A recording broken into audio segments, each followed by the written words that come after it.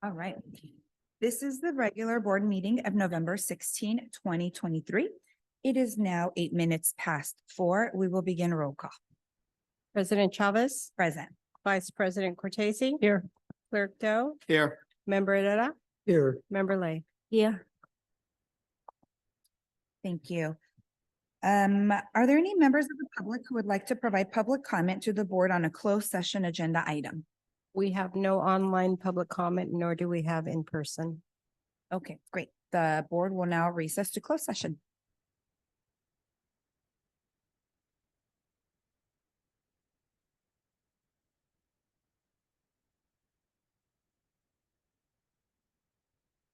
Let's please stand up for the Pledge of Allegiance.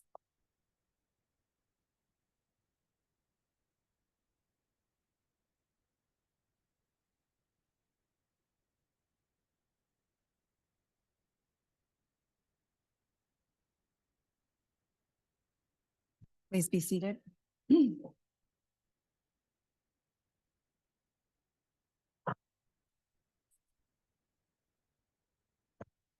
Welcome to the regular board meeting of November 16, 2023.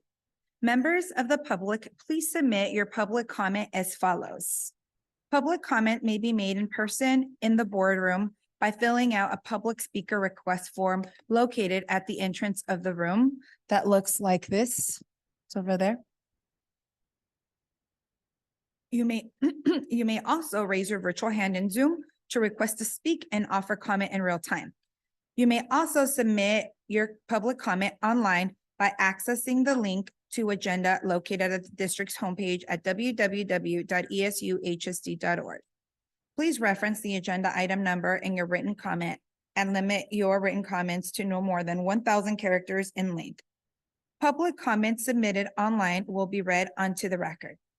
Please note, regular and special meetings of the Board of Trustees and board study sessions are streamed live on the meeting nights and are also available for viewing the day after the meeting by accessing the district's YouTube channel listed on the district's webpage at www.esuhsd.org under the quick link section.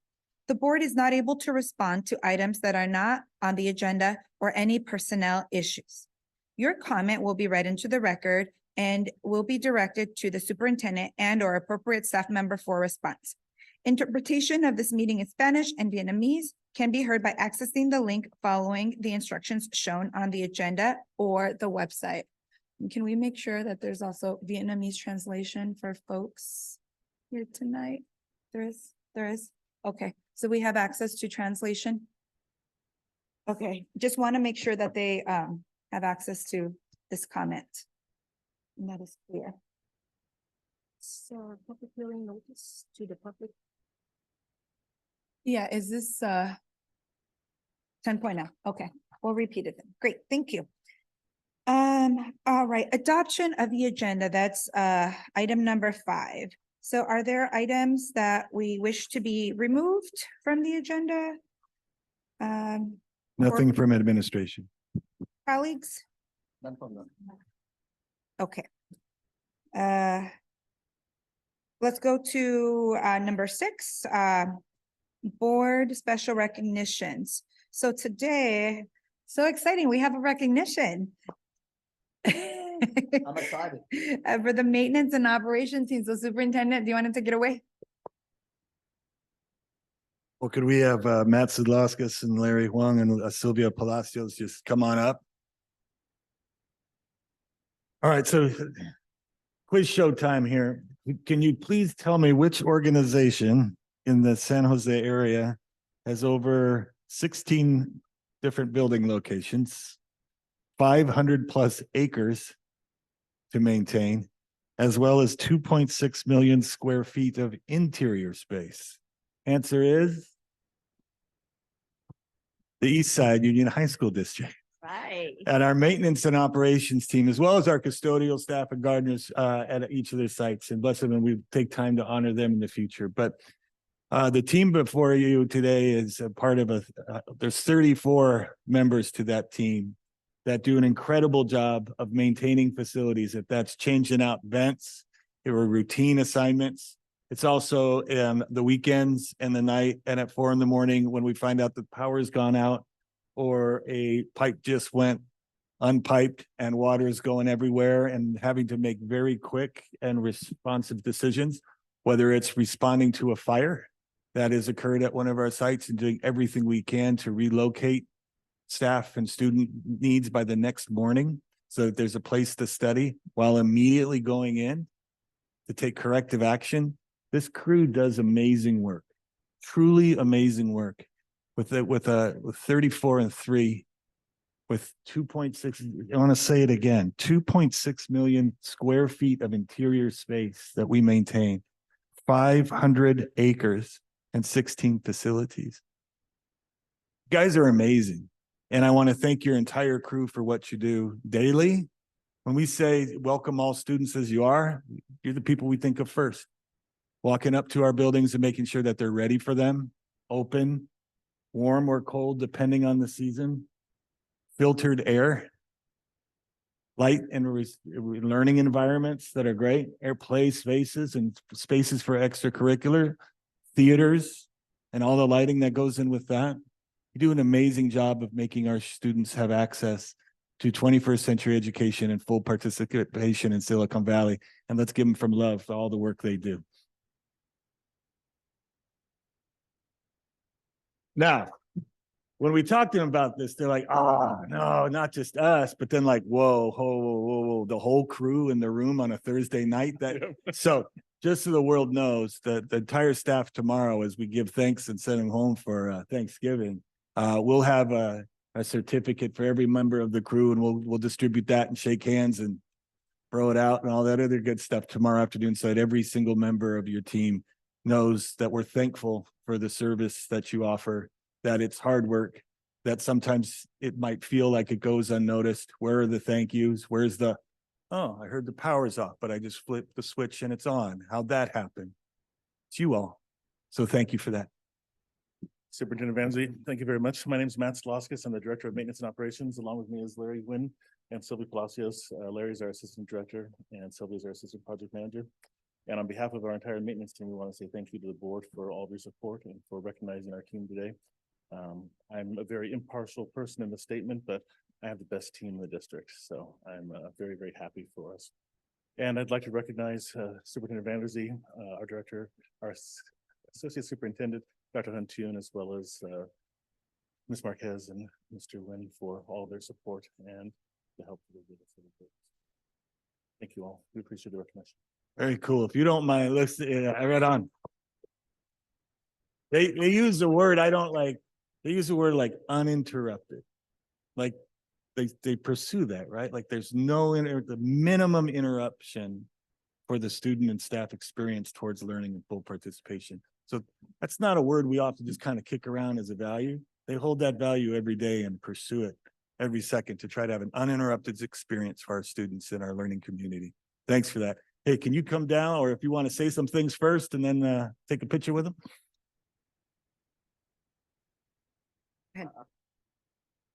First of all, I just want to take a moment to thank you and your team. So please send our regard back. I'm sure my colleague would agree with me, is that we all appreciate the work you do, and it's definitely noticed. It's particularly noticed when we get an email in the middle of the night, 10 p.m. said PG&E or whatever was coming down, and I get another email at about 5 or 6 in the morning that everything's back to normal. That means you and your team have been working at the night. So we thank you for that, and I thank you for all the work you and your team have done. So please send our gratitude and appreciation to all the team members who are not here tonight. Absolutely, will do. Thank you. I just want to ask that how many members are in your team, maintenance and operations? So there's 30 maintenance team members. So those are skilled and semi-skilled maintenance workers. There's the 3 of us, and there's our department secretary. So there's 34 of us, and then Abraham and Tony are the 2 custodians here at the Ed Center. Wow, really, I'm really excited to see all 3 of you represent all of the team today, and really appreciate all of your time and service. Congratulations. Thank you very much. I thank you, Superintendent Vanderzee, for lifting up this amazing team. because it's so easy just to walk in and out of our buildings and just you're invisible, right? Like you're behind the scenes making it all happen. And it does, I'm grateful when we have a moment to stop and look around and say, oh yeah, this doesn't just happen. I appreciate that. No, our job is to make it so we are invisible. We don't want anybody to see the inner workings. We want to make it seamless for our staff, students, and communities. I absolutely get that, but from time to time, we have to stop and make the invisible visible. So I'm really grateful to have that opportunity to actually thank you and share the appreciation we have for all the work you do to keep all this going. Appreciate that. A very quick note, I thank Superintendent Van Der Zee for bringing the fact, 16 facility, 500 acres, and 2.6 million square feet. Am I get that right? Thank you very much. That's amazing stat. And I'd like to close this out by saying it is just such an honor to share this space, this moment with you three that represent your team and all the work that you do. Right? We talk about different things in our board meetings, but not often do we talk about who are the people behind facilities and the impact on the work that they do so that they can set up our students for success, so that we can show up and our students can show up and have a home, right? A home away from home, so that we can live out our core values, our mission, our vision. It's you all. So thank you. Really appreciate it. Thank you, President.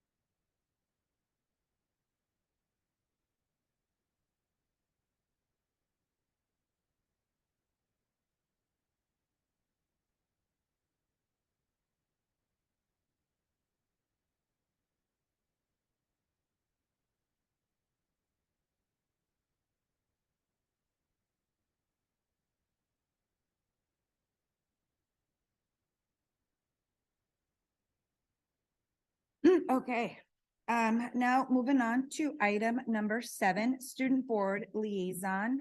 Emily? So this Monday, the Student Governing Board created a new input form for students to submit any issues they may have at their respective schools. This form will soon be released on the Student Governing Board Instagram, Student Governing Board website, and sent out to schools. Thank you. You, Emily. All right, now, section number 8, the superintendent and our board may request items to be considered, discussed, or active out of order. Is there anything that anybody would like to move out of order?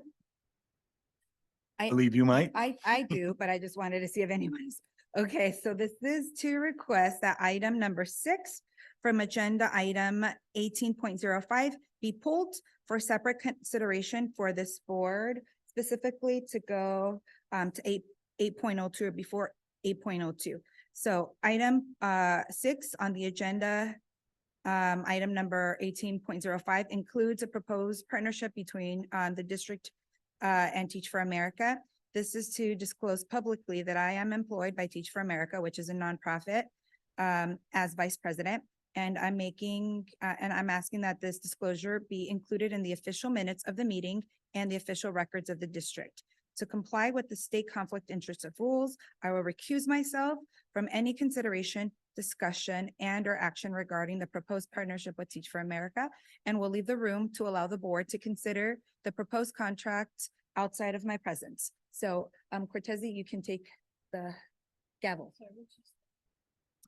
It's 18.05. There's a number of yes. So this is a consent item. On 1805, there are 9 separate items or, you can go ahead and recuse yourself. There are 9 items. Board President Chavez is simply taking item number 6 off of 18.05, putting it here for you all to vote on now. So that when we get to consent, you can vote on consent as a whole minus this item. So Vice President, if you would take us through the vote. Okay, so, Administration motion, is right? recommending approval for then I need a motion. 18.05, number 6. Okay, I have a motion by Herrera, a second by Lay, Emily. Aye. Okay, board, oh, do we have to do a roll call because she's not, no, we can just say call for the vote. Okay, all in favor? Aye. Okay, that's unanimous. Thank you. And thank you, Ed Services, for making that happen.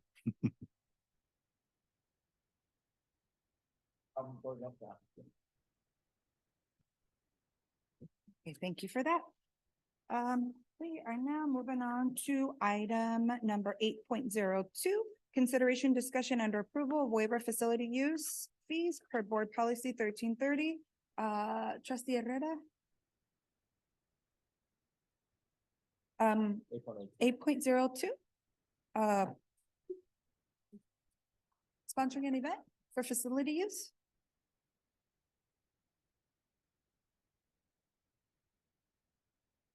Oh, yes, got it. Sorry. 8.02 and Okay, 8.03, Same well, one? are voted on separately.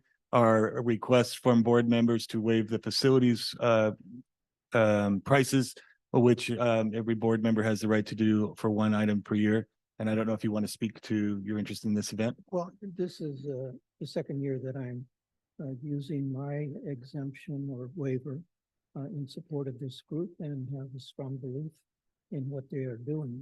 And so I'm recommending approval. Okay, so we got a motion on the floor by trustee Doe. Do I have a second? Second, by trustee Cortese. All in favor, say aye. Aye. Oh, I am so sorry, Emily. Emily, how do you vote? Aye. Now, all those in favor, say Aye. aye. Aye. Opposed? Abstentions? Motion passes unanimously. All right, so 8.03 is very similar. Let's see, is there a motion on the floor? Approval. Sorry, I used my colleague, Cortese. Second. If you were about it. I will move to approve. Moved by Cortese, seconded by Herrera. Emily, how do you vote? Aye. Board, all those in favor of the motion? Aye. Aye. Opposed? Abstentions? Motion passes unanimously. Okay. There is no public hearings. That's section 9. So now, section 10, public comment. Before we go to public comment, I'm wondering if our in-person translation could come forward and be ready to utilize the mic for translation. Our translator? Okay, great, thank you. So I will read the instructions in English for this section. So we all understand this part of the agenda. I do want to acknowledge that in a previous board meeting, when we had an amount of our Vietnamese speakers from our community. President, there was a conversation going on there and the translator is missing several of their opening. Okay, I'll repeat myself right now. Thank you for that. And if Sorry, you just go a little section by section through that so that she can translate. right, okay. So, I'm gonna be reading, pretty much guidance instructions of public comment right now in English. And then our translator will translate it into Vietnamese. I do want to acknowledge that in a previous meeting that we had, Can you let it just like that? Oh. Speaker. Clo- on turn on speaker. the mi- Turn the speaker. Just press. Yes, we can hear you now.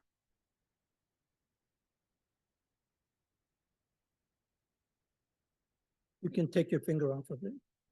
Này cô sẽ hướng dẫn cách thức mà mình lên nhận xét ở trong buổi họp này. Okay, I want to acknowledge that in a previous meeting that we had, where we had a good amount of our Vietnamese community members here, this specific section was not translated to Vietnamese. So I want to apologize for that. And today we are making sure that we have a translator so that you could all also understand the instructions in Vietnamese. Cổ xin lỗi là cái bản này á, thì được thừa nhận là lần trước đó là cổ chưa dịch, bữa đến đây đó thì cổ có người dịch ở đây, thành ra là cổ sẽ cho mọi người sẽ hiểu biết là cái cách mà mình nhận xét như thế nào trong buổi họp này. Thank you. Okay, so members of the public may address the board on any subject not on today's agenda. However, provisions of the Brown Act preclude any action. Thành viên của cộng đồng có thể nhận xét về bất cứ cái phần nào ở trong cái phần lịch trình của buổi họp này. As an unagendized item, no response is required from the board or district staff, and no action can be taken.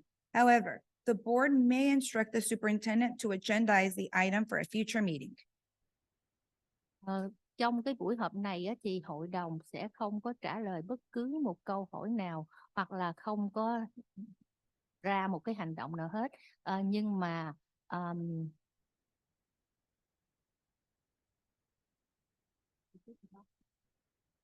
However, the board may instruct the superintendent to agendize the item for a future meeting. Tuy nhiên là cái hội đồng sẽ hướng dẫn cái chủ tịch của hội học khu để có thể là làm cái điều hành cái vấn đề này trong cái buổi họp tiếp theo. Any person may address the board on any item on the meeting agenda. Bất cứ người nào cũng có thể có cho cái hội đồng biết về việc chỉnh sửa bất cứ một cái mục nào ở trong cái buổi họp, lịch trình của buổi họp. Persons wishing to address the board may participate and comment as follows.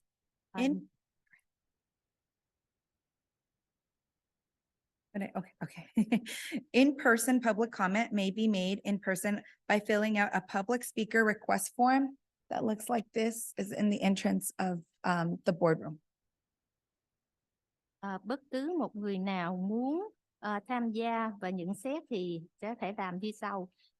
Những cái người mà tham gia ở tại chỗ là họ coi như nhận xét tại chỗ sẽ có đến cái phòng họp và điền vào cái tờ giấy đăng ký ở cái cửa ra vào của phòng.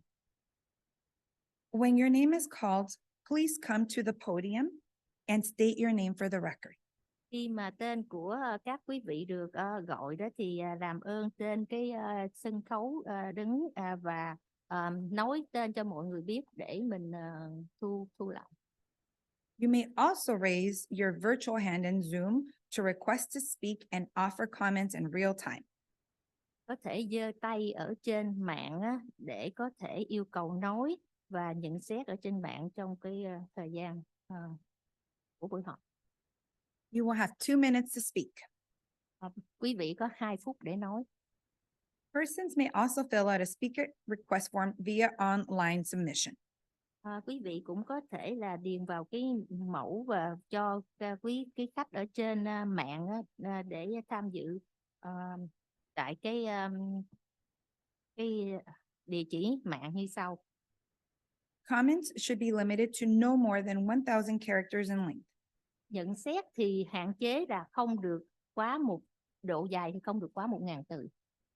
Please reference in your submission the agenda item number for your comment. Hãy coi những cái việc nộp của các bạn ở trong cái mục của lịch trình để nhận xét. Your comment will be read out loud as part of the public meeting. Nhận xét của các bạn quý vị sẽ được đọc lớn như là một phần của buổi họp mặt. Those were the instructions. Thank you. Xin cảm ơn. Okay, so we are going to start with our forums here tonight. Make sure that we hear from the people in person. All right, so the first speaker that I have, and if I mispronounce your name, I apologize in advance. Please let me know how we pronounce it correctly when you come to the podium. We have Ann Dong Vo.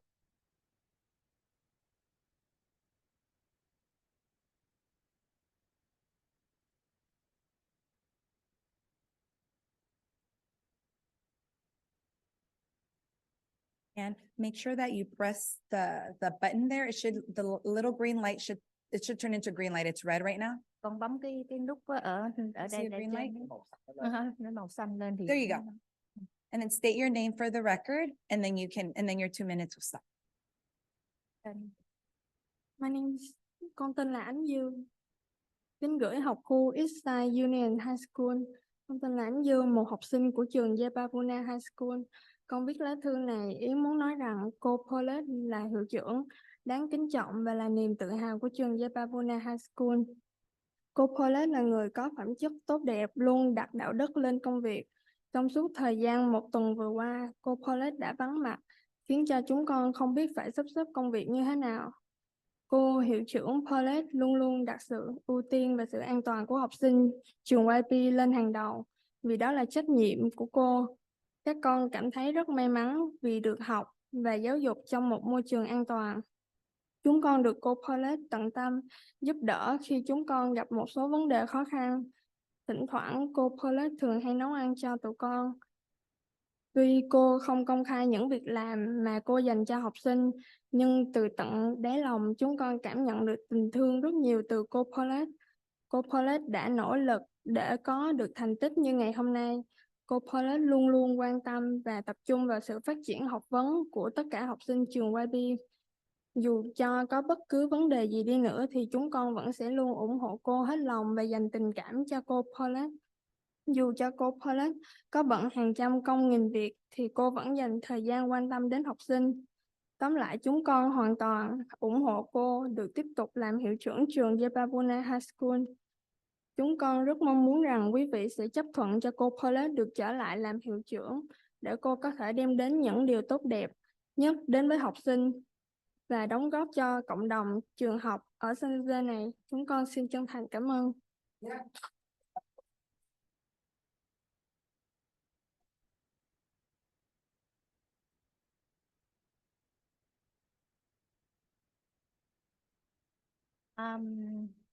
Dear Eastside Union High School, my name is An Dương. I'm one of the students of the Yepapuna High School. I write this letter to tell you that like Miss Paulette is the very like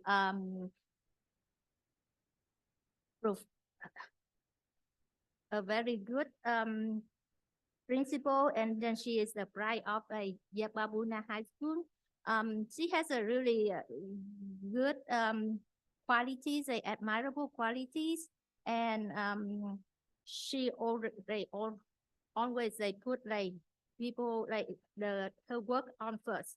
But like during last week, she was absent, and then that's the reason why the student and people don't know how to organize their work. She always put the safety of the student of Yepapuna school student on top, because that is the high priority of her. We really feel lucky because we could learn and be taught in a safety environment. We always she always help us when we we are in problem, we make mistake. Sometimes she cook for the student, even though she will not say anything about that, but she do it for the student. And from deeply inside, we feel that we receive a lot of love from Miss Paulette. And we try really hard to have a Miss Paulette tried really hard to have those success these days. And there's, even though there's anything happen, we always try to support her, and hopefully that she will have like enough support so she continue to be the principal of Yapabuna High School. We really like hope that all of you guys, the board of trustees, will like accept that Miss Bowler can come back to school, and then she can help students and have more contribute to the community of the school. We truly appreciate that. Thank you. Before I call the next person up, I do want to give a friendly reminder to please, if possible, do not mention any personal names. But please say your whole comment. We want to hear everything that you have to say. Can we translate that, please? Khi mà mọi người nói, quý vị nói đó thì đừng có đề cập tới bất kỳ.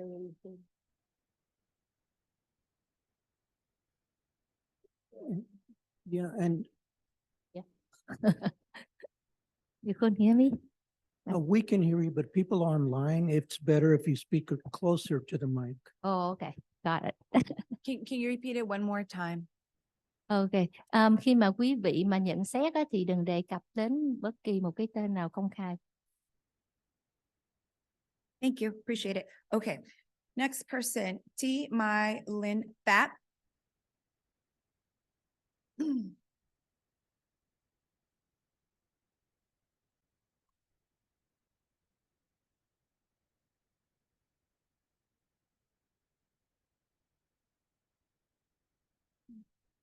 My name is Mylin. Kính gửi học khu ESUHSD Union High School. Con là Mylin, là một học sinh của trường Yapabuna High School. Con viết lá thư này nhằm muốn nói những gì về cô hiệu trưởng đã mang lại những tấm gương sáng. Cô hiệu trưởng là một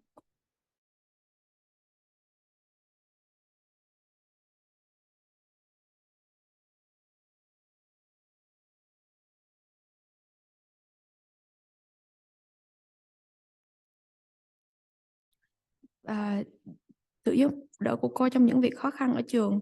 Hơn hết là đêm ca nhạc vì tương lai tuổi thơ nhằm mục đích gây quỹ cho học sinh của trường YP. Thì thiếu sự góp mặt của cô Palette. Việc này làm cho học sinh trường cảm thấy rất thiếu đi một phần quan trọng của đêm gây quỹ. Chúng em cảm thấy tất cả mọi người mong sự hiện diện của cô nhưng rất thất vọng cô không có ở đó. Thời gian qua em cảm thấy cô hiệu trưởng là người đóng góp rất nhiều cho trường. Cô mở lớp học may và giờ advisory cho học sinh. Đích thân cô hiệu trưởng là người dạy cho chúng em. Cô không ngần ngại bỏ tiền túi ra để mua dụng cụ để tụi em được học may. Trong những lúc được làm việc chung với cô hiệu trưởng, em cảm thấy cô hiệu trưởng là hiệu trưởng tốt nhất mà em từng gặp. Cô luôn quan tâm học sinh, luôn tạo điều kiện tốt nhất có thể dành cho học sinh của mình bằng cách cô mở Saturday School cho học sinh để make up những ngày mà học sinh nghỉ. Chính tay cô vào bếp để nấu những phần ăn cho học sinh của mình. Cô dạy chúng em cách mời mua vé khi vào từng tiệm quán ăn như tiệm cắt tóc, quán trà sữa. Cô luôn quan tâm và lo sợ rằng chúng em sẽ bị đói, mệt và cô luôn nhắc nhở chúng em là ăn uống đúng giờ. Qua những việc trên, em thấy cô hiệu trưởng là người rất thương học sinh của mình. Em mong cô luôn giúp đỡ những học sinh của trường, không riêng gì học sinh Việt Nam. Sau những gì em chia sẻ trên, em mong rằng cô hiệu trưởng được quay lại trường và được tiếp tục làm cô hiệu trưởng của trường Yapabuna. Thank you.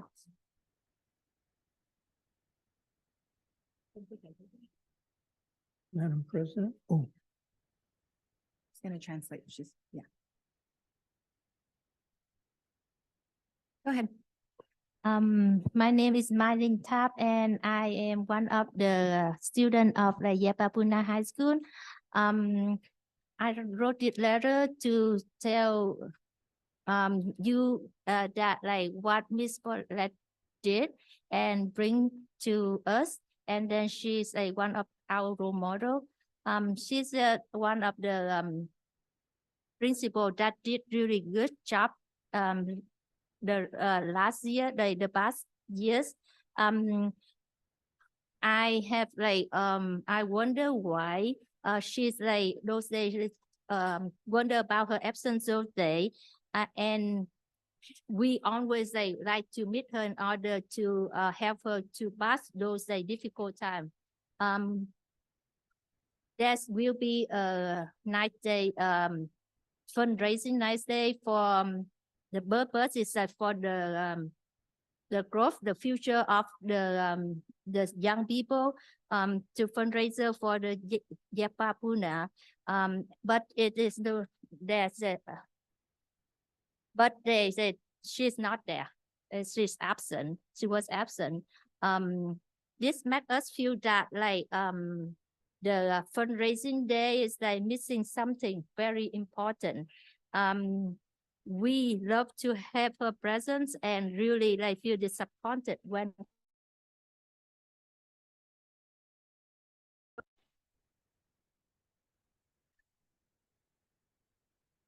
the last year I feel that she had a lot of like contribution for the school.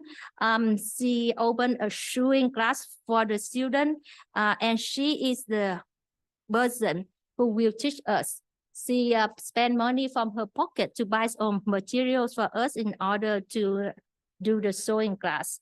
Whenever I have a time to work and I have a chance to work with Miss Paulette, I think that she is one of the best principal I have ever met. She always pay attention to us and have make a good condition for us to grow. And then she opened even though the class on Saturday. So and then she go and cook for us. She taught us how to invite person to buy the ticket when we get into a restaurant where the haircut or like some of the boba shop. She always like care and then always worry that we might be hungry or tired. That's why she always like ask us and then like tell us that we need to eat.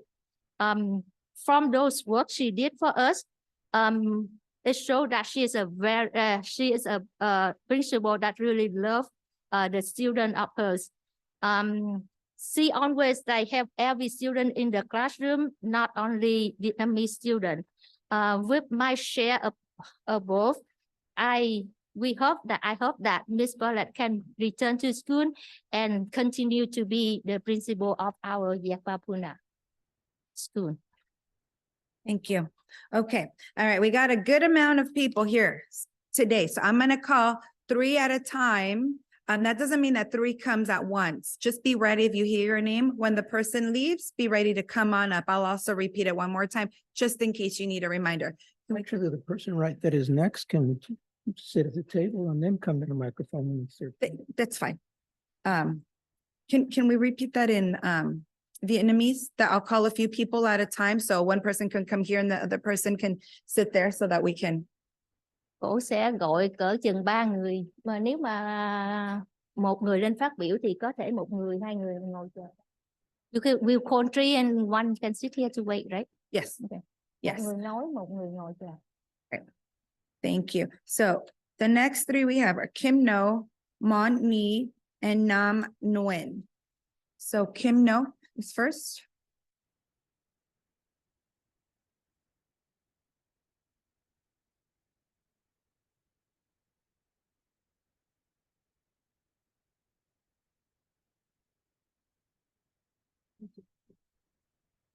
There we go. All right.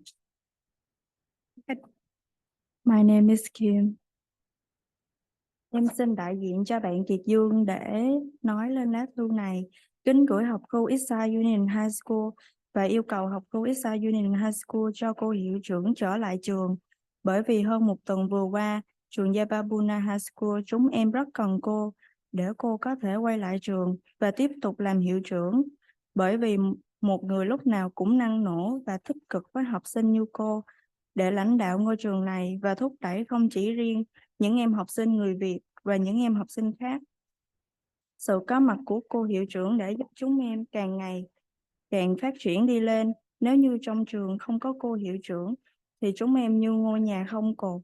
Trong hơn 1 tuần qua, em không biết có chuyện gì xảy ra, Nhưng sắp tới lễ tạ ơn và lễ Giáng sinh sắp tới và ngôi trường chúng em chưa chuẩn bị được gì, bởi vì phải có cô hiệu trưởng để sắp xếp và đưa ra ý tưởng và chỉ đạo tất cả các em học sinh để làm mọi thứ. Chúng em thật sự rất cần cô hiệu trưởng quay lại về trường và tiếp tục với công việc của mình để giúp đỡ tất cả các em học sinh trong trường. Để các em học sinh trong trường này có thể an tâm và lúc nào cũng năng nổ đi học. Bởi vì cô hiệu trưởng là người giúp những học sinh Việt Nam như chúng em rất nhiều về tất cả mọi thứ.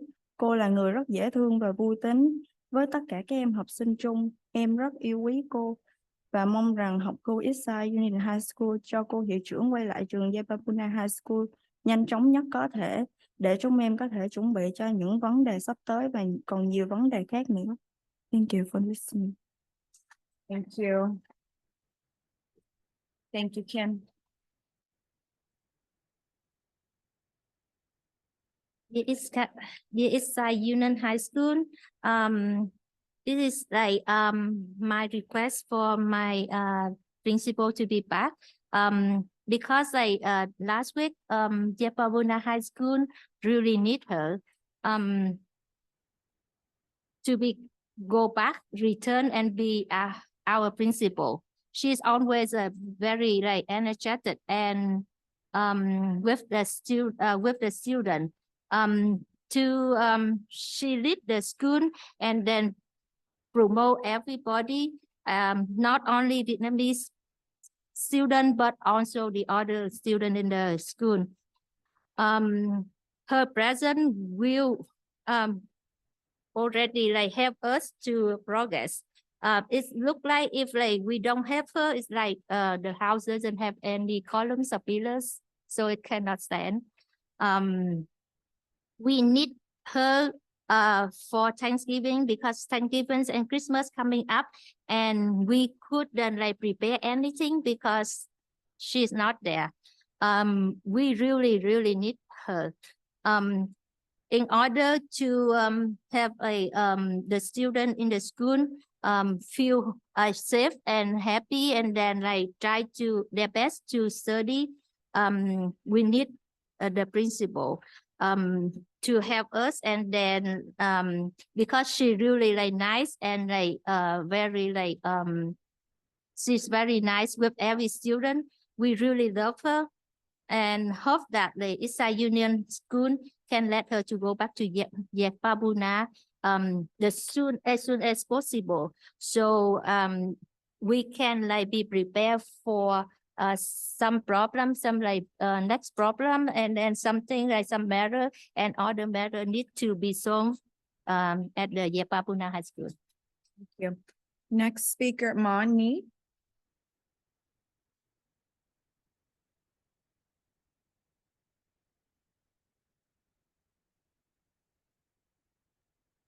My name is Mẫn Nghi. Em tên là Mẫn Nghi. Em xin thay mặt bạn Thủy Nguyễn để đọc lá thơ này. Kính gửi bạn Ủy viên giáo dục học khu Eastside. Hơn một tuần nay em đã cảm thấy thiếu vắng hình bóng của cô hiệu trưởng những ngày qua. Em đi học vẫn luôn thấy thiếu một thứ gì đó mà hàng ngày em luôn quen thuộc. Cô luôn là một người cô tận tình, giúp đỡ học sinh và đóng góp nhiều cho nhà trường. Em luôn cảm thấy gần gũi vì cô hay quan tâm và động viên em. Mỗi năm vào những ngày gần đến lễ tạ ơn, cô thường kêu gọi học sinh phụ giúp cô nấu ăn cho các học sinh vào ngày thứ 6 trước ngày lễ. Nhưng năm nay sắp đến lễ tạ ơn nhưng em vẫn không thấy cô và những kế hoạch như mọi năm. Vừa qua là ngày 12 tháng 11, trường có một đêm gây quỹ cho học sinh lớp 12 do cô tổ chức. Nhưng vì một lý do nào đó, cô đã không tham dự để làm cho quan khách và học sinh có những thắc mắc về sự vắng mặt của cô. Nhưng những lớp may vá của cô cũng dần được bị hủy bỏ vì không có sự hiện diện của cô. Có thể đối với những người khác, công sức của cô đã bỏ ra chỉ là nhiệm vụ của vai trò hiệu trưởng. Nhưng đối với em, đó là những thứ quý giá nhất mà em đã được học để chuẩn bị để bước vào đời. Ngoài những môn học cần thiết trên trường, cô vẫn luôn là một người lãnh đạo tốt, luôn dẫn dắt em đi đúng phương hướng. Đối với em, cô hiệu trưởng là một thành viên trong một gia đình. Cô không nổi la mắng khi em làm điều đó chưa đúng, mà vẫn luôn kiên nhẫn và tận tâm chỉ bảo. Em rất biết ơn về những đóng góp mà cô đã làm cho mọi người cũng như trường trung học Yababana. Cô luôn là một phần làm cho trường trung học Yababana trở nên tốt đẹp và hoàn thiện hơn. Em mong Ủy ban Giáo dục khu Eastside tìm hiểu lý do cô hiệu trưởng đã không có mặt. Em xin cảm ơn Ủy ban Giáo dục khu Eastside đã dành thời gian nghe bức thư này. Em xin chúc Ủy ban Giáo dục khu Eastside có một kỳ nghỉ lễ tạ ơn vui vẻ. Thank you.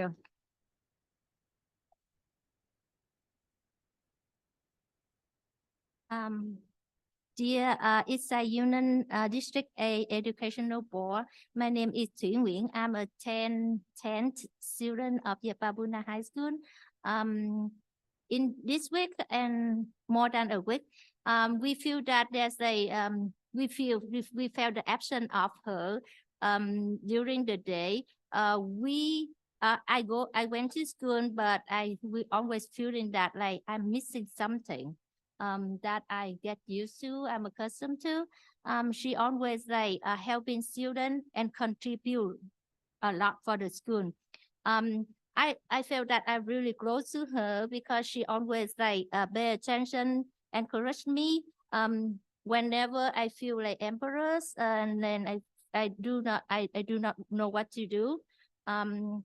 Every year when it's close to Thanksgiving, she always like ask us to help to cook with her for the student on the Friday before the holiday. But this year, when the Thanksgiving is coming by, it's close by, I don't see her, and then like we cannot do every plan as like every year. On November 12th, last November 12th, there is a fundraiser party for the student that was held by her, but for some reason she couldn't attend. So it met all of the guests, and the student wonder why she couldn't be there. Those her sewing classes like was like often like canceled because she couldn't be there.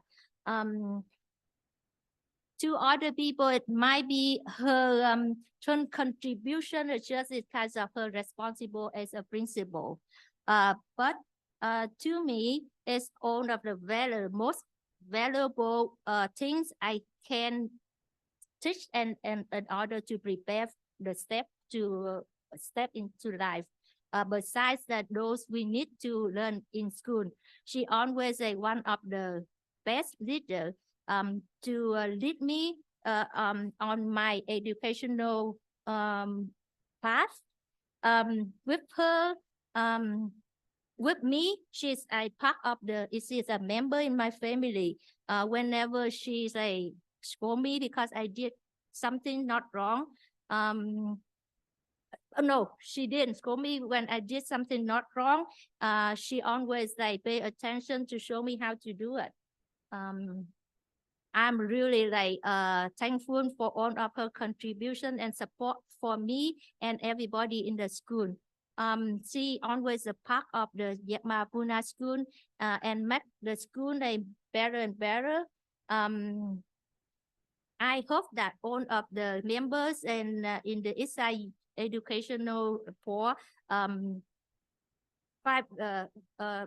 investigate and look for the reason why she cannot be at Yababuna school. Thank you very much for everybody to pay attention, to take time to read this letter.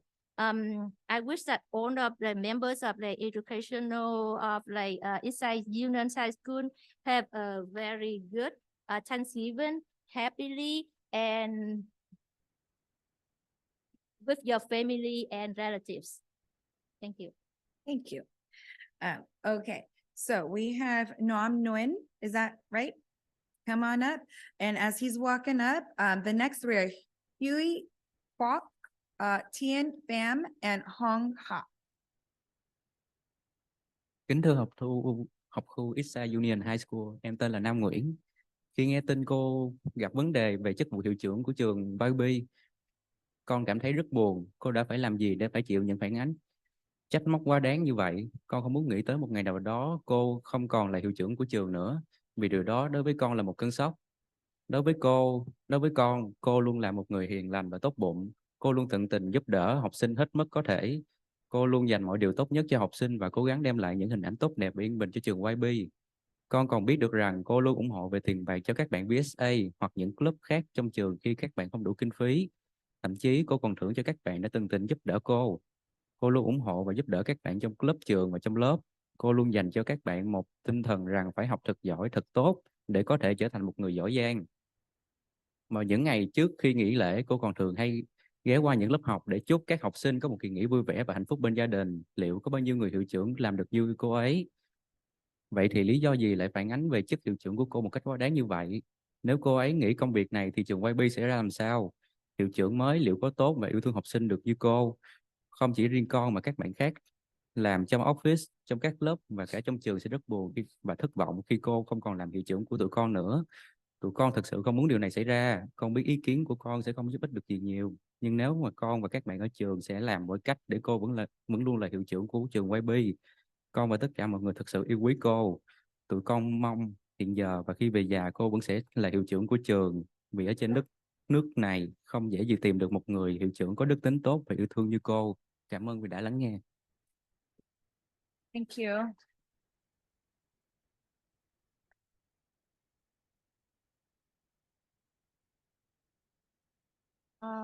When hearing that the principal had some problem about her position at Yapabuna, I felt really sad. What did she do so that she had to suffer the criticism like that? I didn't want to think of one day she would not be our principal anymore, and this will be a shock for me. With me, she always care. She will care for us, and she is a kind one. She always have students when she can. She save every best thing for the student, and it's always she's a really good figure at the school. She always support us financially when VSA club or other clubs in the school doesn't have enough funding. She always aware us, and then she always help us. She support the school, the student in club and in the classroom. She always tell people that we need to study hard and be a good student in order to be as good as she is one day. To prepare for the holidays, she always go around and wish the student have a really happy and then joyful with the family. We wonder how many people can do just like her. So that's the reason why there's any reason that people talk about her like that. If she is not the principal anymore, Japapuna High School, what will happen to Japapuna High School? The new principal is that as good as her and love the student as her. Not only me, but other students in the office, in the club, in the school will feel really sad and disappointed when she will no longer be the school principal. We really don't want this to happen. I know my idea might not help that much, but if we could, every student in the school will do something to help her to still be our principal. Because all of us, they really love her. We always hope for now until she's turning old or getting older, she's still the principal of Yapapuna, because in this in America, that's not easy to find a principal that have a really good quality and then good and love all the student like our principal. Thank you. Okay, again, the next three, Huey, Kwok, Tien, Pham, Hoang, Hua.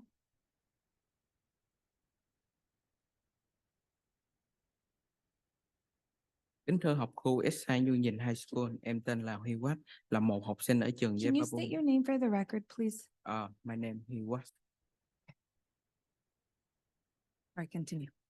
Em và cả trường muốn cô hiệu trưởng quay lại trường Jepabu High School làm việc. Lý do chúng em luôn nghĩ cô đã có chuyện gì đó và mong cô sẽ quay lại vào những ngày sắp tới.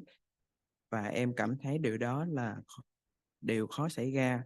Cô hiệu trưởng luôn trò chuyện với chúng em và cô chỉ cho em chọn trường college sao cho phù hợp với bản thân em. Cô hiệu trưởng là một người tràn đầy năng lượng khiến cho tụi em có một tinh thần thoải mái khi làm việc và học tập chung với cô. Cô là nền móng cho trường, làm cho trường có nhiều thành tựu. Và những năm qua, sự tin tưởng của trường tăng lên rất nhiều. Đó là sự thành công khi cô hiệu trưởng bắt đầu vào trường làm việc. Đối với em, thiếu cô như nhà thiếu cột, khiến cho tụi em không vững chí khi không có cô. Vào những lễ Noel và lễ tạ ơn, cô cũng là người tạo ra những hoạt động trang trí, làm cho trường đẹp hơn và nổi bật hơn với những trường khác. Cô là một người tạo ra nhiều hoạt động giúp chúng em đoàn kết được với nhau và tạo cho chúng em nhiều lợi ích khi chơi chung với nhau. Điều mà chúng em thắc mắc đó là vào ngày gây quỹ của trường, ai cũng có mặt nhưng cô là người vắng mặt vì cô là người tạo ra chương trình gây quỹ. Đây là lý do khiến cho mọi người hoang mang và ngay cả em cũng vậy. Sự vắng mặt của cô lung lay ý chí của tất cả học sinh. Nếu cô là một hụt hẫng của trường nói chung và học sinh người Việt nói riêng, cả trường và học sinh người Việt đang rất cần cô hiệu trưởng quay lại trường để có thể giải quyết nhiều vấn đề đang cần giải quyết và những sự kiện sắp tới chúng em cần cô làm hiệu trưởng cho trường Jepabu High School.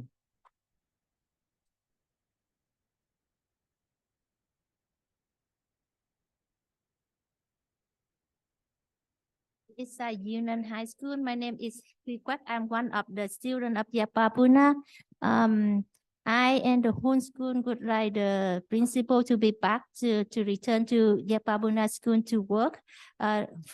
There's a lot of reasons.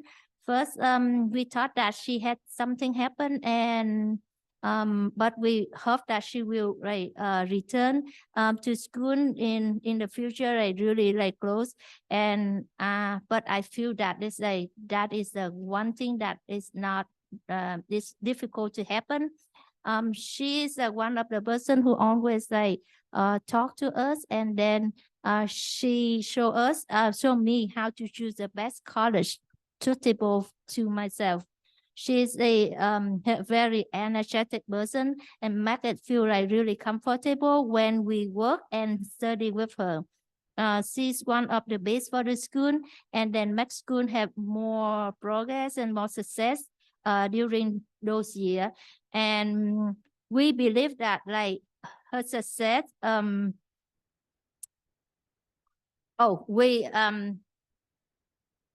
the success of school will really increase when she started to work for the school. With me, the absence of her make us feel that we don't have any thing. We feel that we couldn't learn when she was not there. Those days on Christmas and Thanksgiving, she's the person who always prepare on activity, decoration activity to make the school more beautiful than the other school. She always create activity to help us to be with each other and make us have more benefits when we play together.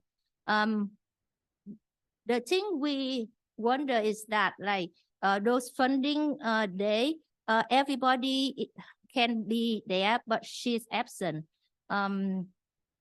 She is the person who created the fund, but she was not there. That's the reason why make people worry, and even me. The absence of her is make people worry all of the students. Without her, there's a miss for.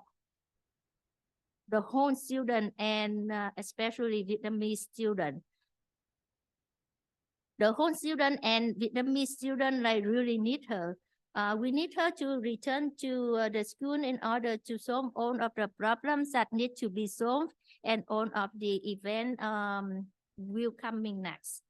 We need her to continue to be the school, the principal of Yet Ba Phu Na High School. Thank you. Okay, can I call on a speaker before, I know we had Tien and Huang Hua, but can we get Megan Williams to speak right now? Would it be possible? Yeah, can we get Megan Williams as next? Yes, and then that same order. I'm sorry. Oh, Megan Williams, sir. Megan Williams. No, Megan Williams. Sorry, I'm sorry for the confusion. My apologies. Good evening, the Board of Trustees. My name is Megan Williams. I am the woman leader in the community. I also the reporter to all the Vietnamese organization or report media. So the first, I like to ask the board. I'm asking the board to take a good look at the media report we did send to you through your email to show how manipulated thing happened. The second is Mary have done her best duty as a resident. So I hope you guys look to all the things and before you make any decision for Mary, right? Thank you. Thank you. Great. Now, Tien fam. Tien, that's you. I am so sorry for the confusion. Thank you for your patience. Thank you. I think first of all, I have to say a great comment for the school district. Working with the school district for 31 years. And today I see a beautiful translation from her and from the board that allow her to do so. Skills communication is very important. All right. Good evening, ladies and gentlemen, members of the Eastside Union High School District and the superintendent. My name is Tien Pham, a former teacher and counselor at Eastside Union High School District for 31 years. I am reading this letter to support the excellent and effective principal of Yet Ba Phu Na High School.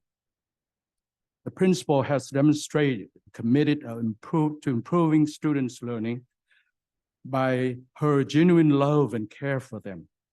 She also created a positive and collaborative work environment for her staff in making commitment with them to succeed in the school's mission. For the last 10 years, I have been a retired Eastside Union staff member and an active member of our community. I have had the privilege of working closely with the principal in various district and community meetings over the years. She closely followed the district protocols, including all details of the facilitron process in making reservation of the district facilities for the community. I firmly believe that the conflict between the venerable and principal is a misunderstanding, and they can resolve through open communication and understanding each other's perspectives. In conclusion, I strongly endorse the principal continued leadership at Yet Ba Phu Na High School, and she will work closely to solve some misunderstanding and find the solution to support the venerable and his request to use the gym at Yet Ba Phu Na High School in the future. And after all of this speaking in English, in my broken English, reading it, I would like to add a little bit of Vietnamese culture proverbs in my conclusion. And in Vietnamese, we have the proverb say, đẹp lòng cho cả hai bên. Then the meaning is that when we have the two sides kind of having problems, maybe because of misunderstanding or maybe because we don't really know how to do so. And that kind of confuse and cause problems.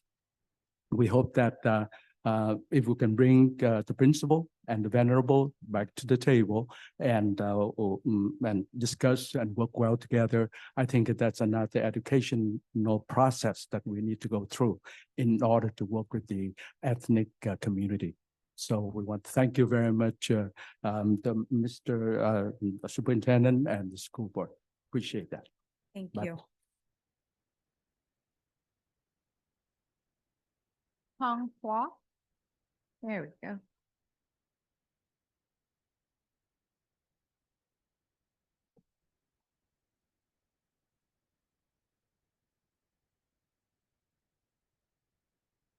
Nhấn cái nút. Yeah, okay. Thank you very much for having me to be here with you.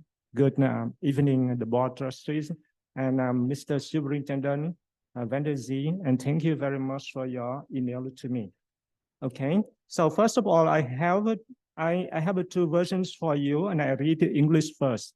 Okay, I urge the school district to expedite the investigation into the ongoing issues surrounding the conflict between the venerable and the YB principal.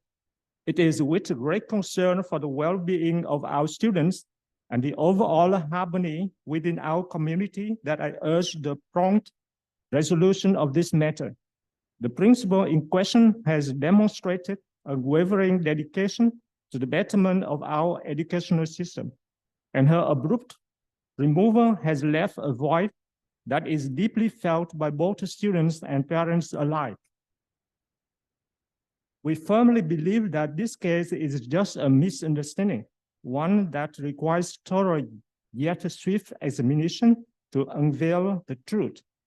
The impact of this conflict is not only felt within the school walls, but resonates throughout our entire community, affecting the very fabric of our collective well-being. Reinstating the principal to her rightful position is not just an act of justice, but a necessary step toward restoring the harmony and cohesion that our community so desperately needs.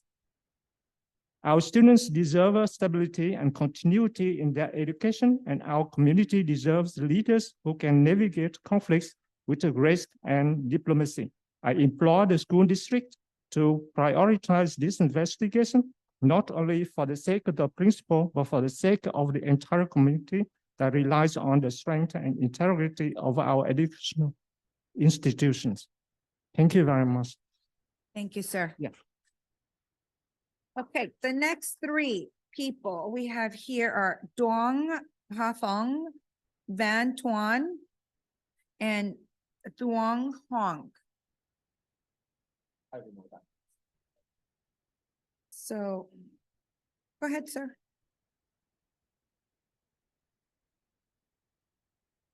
Anh em Hà Phong Đương.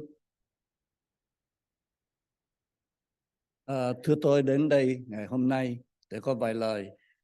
Tôi nhận thấy là cô Black là một người hiệu trưởng rất là tốt, rất là làm lợi ích cho học sinh và trường YB.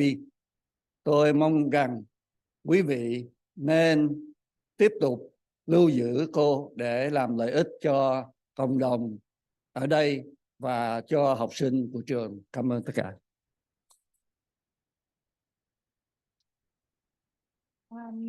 I'm here today to share some idea. She's one of the good and caring person. So I hope that we should keep her in order to have her to bring more benefits to the whole communities and the school. Thank you. Kính thưa quý vị đang đại diện của học khu đang ngồi ở trên chủ tọa đoàn. Tôi là một cư dân của thành phố San Jose. Tên tôi là Văn Tuấn. Tôi đến đây để bày tỏ tấm lòng tôi support cho cô hiệu trưởng trường trung học YB. Tôi rất tự hào trong 13 tháng đã trôi qua. Đến ngày hôm nay tôi vẫn support cô vì cô là người tận tâm và có trách nhiệm đối với học sinh. Xin quý vị khẩn thiết cầu mong quý vị cho cô sớm trở lại trường để phục vụ các em. Một ngôi nhà không thể nào thiếu vắng một người mẹ quá lâu. Theo tôi được nghĩ, cô ta có thể phạm những lỗi lầm gì đó, nhưng mà mong quý vị hãy quên đi những dị biệt và cho cô sớm trở lại. Vì đối với người Việt Nam chúng tôi có rất nhiều cái dị biệt với cộng đồng thế giới khác, và chúng tôi đến đây với tính cách khác. Và tôi rất hân hạnh ngồi ở đây cũng có 2 người Việt đã làm trong học khu. Thì những lời tôi nói cũng muốn. Và lần cuối cùng mong quý vị cho người mẹ sớm lại trở lại với các con để dìu dắt các con. Xin chào quý vị.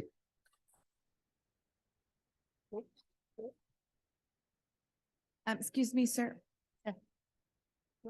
Excuse me, sir. Làm bao nhiêu năm vậy?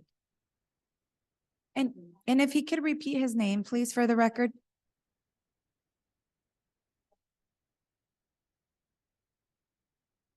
Lấy tên. I am Tuấn Văn. Tuấn Văn is a resident of San Jose. I am always support her, and then even though I only 13 months, I always support her. I wish she could return back to be a principal. The family couldn't be missing the mom. The house, all the family need her. Please forget what happened, and we hope that she could be returned to the school. Thank you. Juan?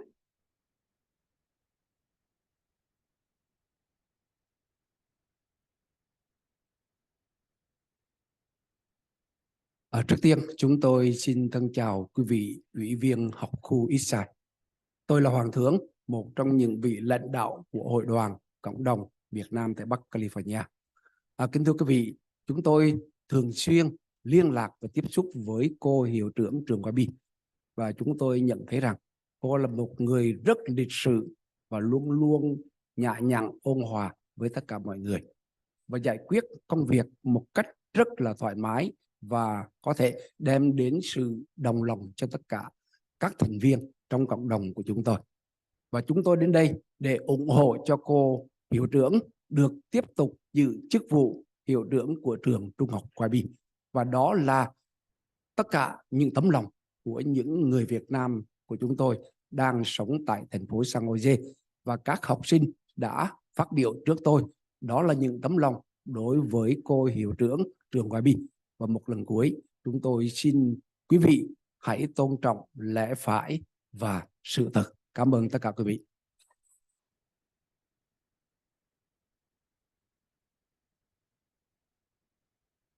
Hi, I'm Hoàng Thương and a visitor of Northern California. I always contact and talk to the principal. She's very polite and nice to every people. She always solve the problem nicely, and she always support us. With that, we all hope that she can return to be the principal. All of me and all of the students before me, we all need support from her and love her to be back. Please respect the truth. Thank you. Thank you. Okay, do I have Peter Nguyen? I want to make sure that it's Peter. So I feel like some of the names are you Peter? Come on up, Peter. The floor is yours.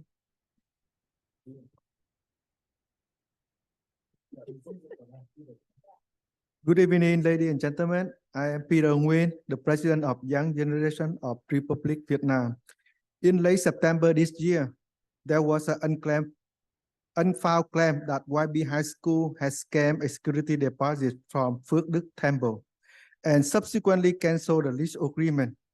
To address this rumor and seek for resolution, a press conference was organized on October 21st, 2023 by me. However, someone from Phước Đức Temple reported to the board meeting on November 2nd this year that Mrs. Paulus wore a military uniform in the press conference on October 21st, 2023. That uniform made them worry for their safety. Actually, I just reconfirmed that Miss Paulus just wearing an outfit, and that outfit she wearing in many events in Vietnamese community. And she had taken photo with Miss Van Ley and Mr. Hay Clay on his campaign. And I also confirmed that Miss Paulette, not a member of Vietnamese Association Vietnamese Generation. She not a member of any Vietnamese community in Vietnamese community. That's all. Thank you. Yeah. Thank you, Peter. Do we have Kim Lee? Kim Lee? No Kim Lee. Okay. Hong Lee. Oh, wait, sorry. I'm sorry. Are you Kim?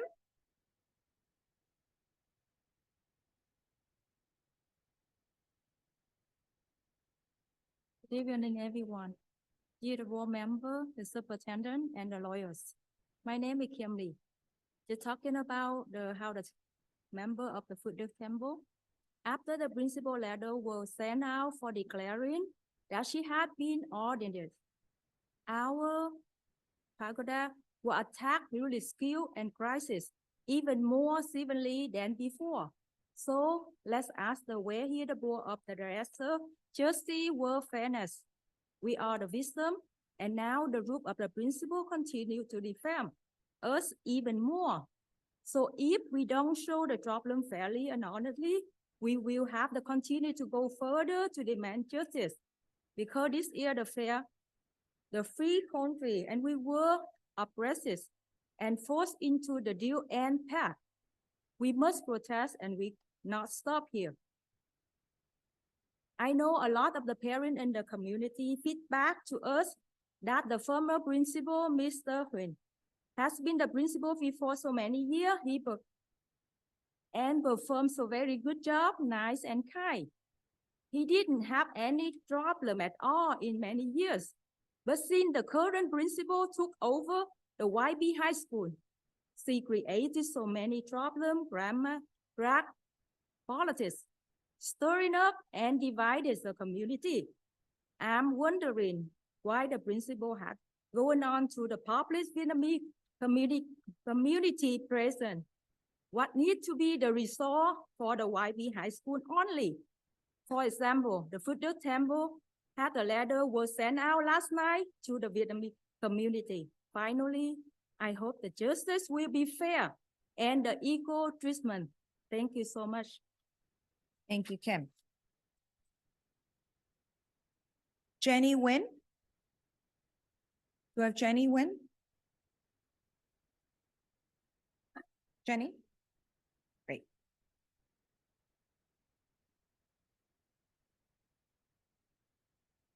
Good evening, dear board members, superintendents, and lawyer. My name is Jenny Nguyen. We are here tonight because the letter of the principal sent out to the community last night. I really want to know why school district's determination of the right and wrong is relevant to the community. Is this because the principal rely on the majority of the communities, association, and expert pressure to uphold justice? How come we send out so many evidence, but we still get any response?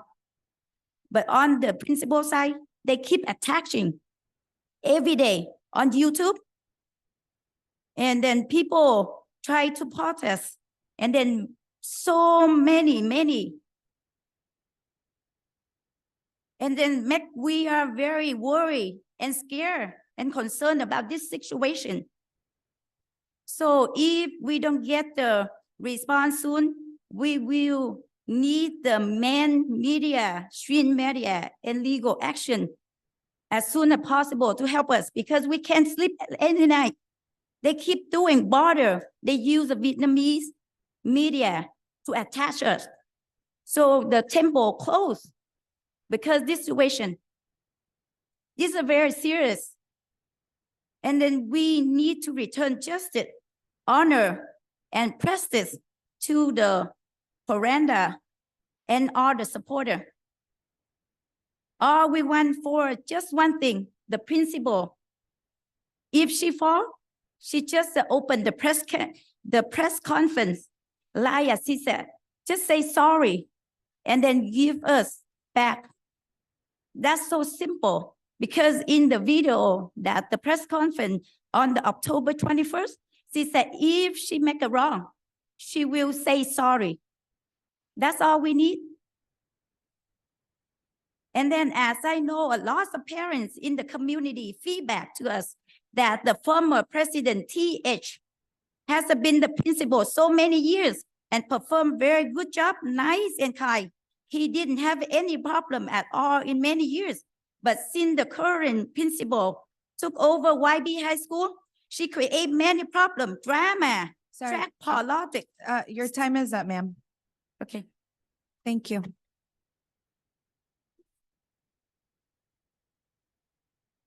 Okay, our next person, Phong Nguyen. Phong Nguyen? Okay. Remember, please state your names for the record as soon as you all come up and start speaking. Thank you. Can you repeat that for me, please? Chị nói cái tên đó để mình viết trong lưu đó. Dear board member, superintendent and Noah, my name is Phương Nguyên. Phật tử chùa Phước Đức chúng tôi đã nhận được khắp nơi báo chí, mạng xã hội, lá thư cô hiệu trưởng gửi ra và tuyên bố đã được phục chức với lời lẽ rất kiêu ngạo và tự hào vì những gì cô hiệu trưởng gây ra mà chưa xét xử, gây nên cuộc xáo động lớn và mất niềm tin của tín đồ Phật giáo và luật pháp công lý công bằng ở đâu. Ngoài ra, những người ủng hộ cô hiệu trưởng càng chửi bới, hăm dọa, vu khống và tăng mức độ chống phá chùa Phước Đức nhiều hơn nữa. Chúng tôi rất lo sợ sẽ có cuộc bạo động xảy ra, rất mong ban giám đốc và luật sư hãy xét xử công bằng và trả lại danh dự cho chùa Phước Đức. Thank you very much.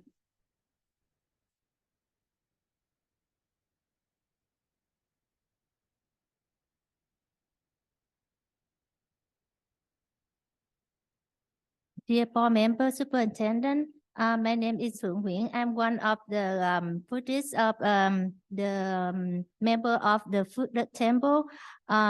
We already received a letter from the principal sending out said that she was already get her position back.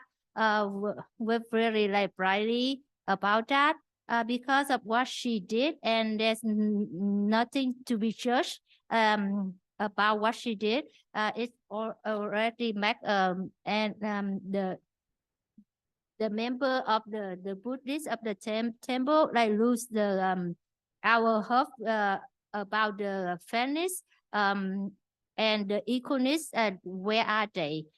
Besides the person who support the principle, besides those person who support the principle scold us and then like say kinds of have attacked the temple, Phước Đức Temple more and more. We worry that will be some like violence happen. So we would like the board and the lawyer have to like to solve it like fairly and give us back our price for the Phước Đức the fairly for the Phước Đức Temple. Thank you very much. Thank you. Okay, let's continue with the three. Hong Annie Tran, Henry Nguyen, and Tim Nguyen. So starting with Hong Annie Tran.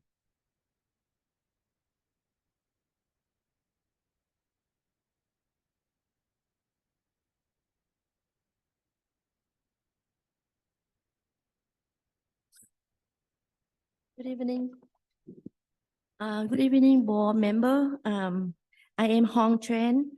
I am here today again requesting the board member, lawyer, and superintendent, please resolve this problem as soon as possible because the principal hold the press conference or to explain facility rental, but she intentionally let her optical group accuse the monk Tiklerton at the community monk. In the press conference, the principal introduced herself as a Catholic. The issue now leads to the universal problem because the principal brought to the school issue to the public. That also caused one of the YouTubers have been attacked, harassed, and elimination. The among me, who is sponsor to the fundraiser event. I'm the only sponsor for the event, but now he harassing. He put a lot of harass me and attack on my Facebook. My question is, it is discrimination relation? Please again investigate and give us fairness. I believe that the justice will prevail. I am confident that the East Side District will do the right thing to the school, the student, and us. Thank you so much. Thank you. Henry Nguyen?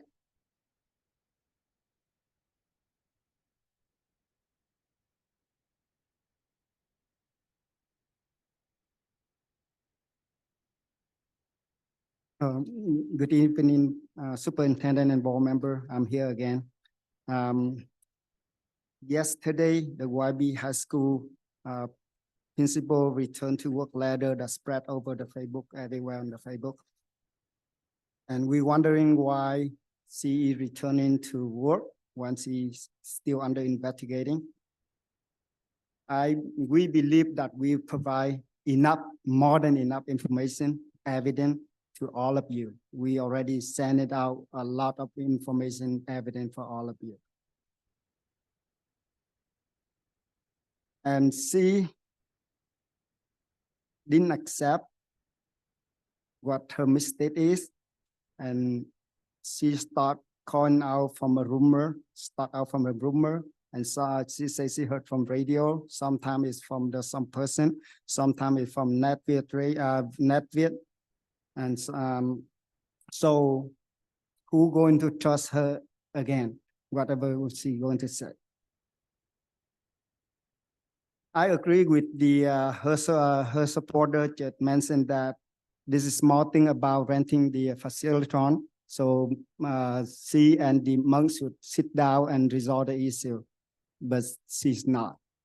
She bring it up to the political group, held a conference, and I want to confirm with the leader of the political group that he said that she not in the belong to that group, but this is what she said.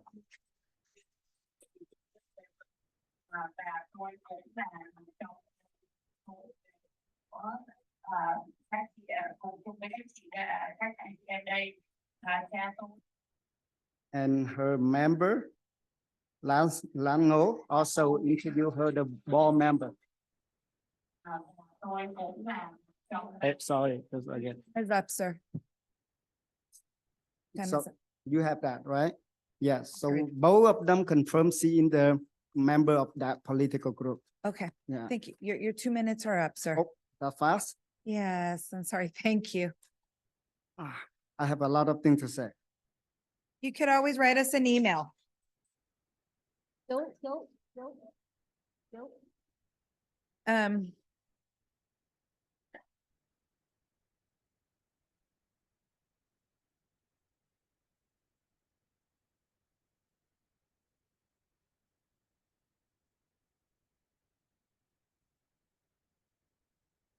Tim Nguyen?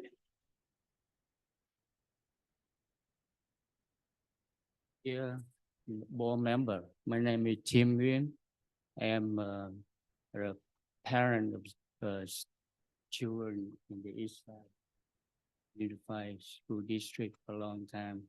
And I thank you for the East Side Unified District had to build up the education system compared to all the district. I think this East Side going to be the best based on we focus on the education, nothing else. So pay on that.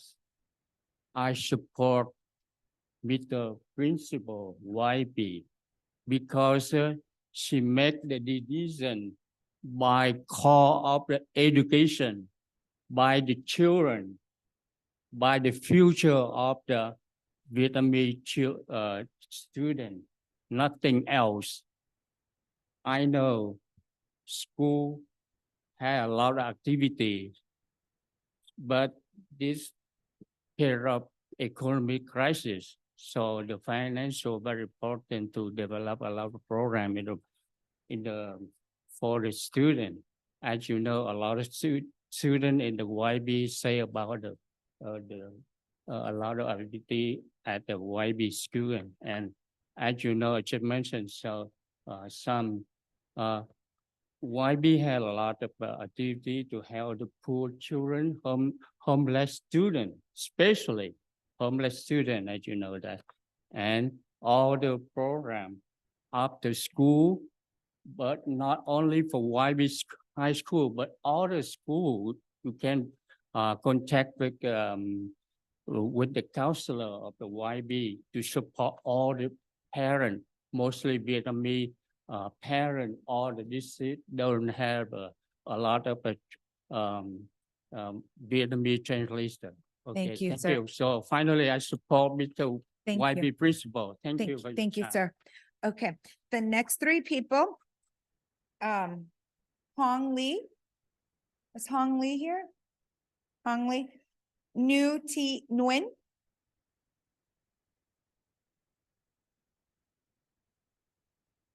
New T Nguyen. Is that you? Okay, and then Tan Nguyen. Great, so we got the right people. Please make sure you say your name at the beginning. State your name for the record, please. Yeah, my name is Hong Lee. Good evening, dear board member, superintendent, and lawyer. I am a member of a Buddhist association at Phước Đức Temple. Now our community has been stirred up by the principal hatred of war and vandalism, stirring up many associations to defend this wrong. So we are the victims in this incident. I would like to ask where justice lies since we live in a free country.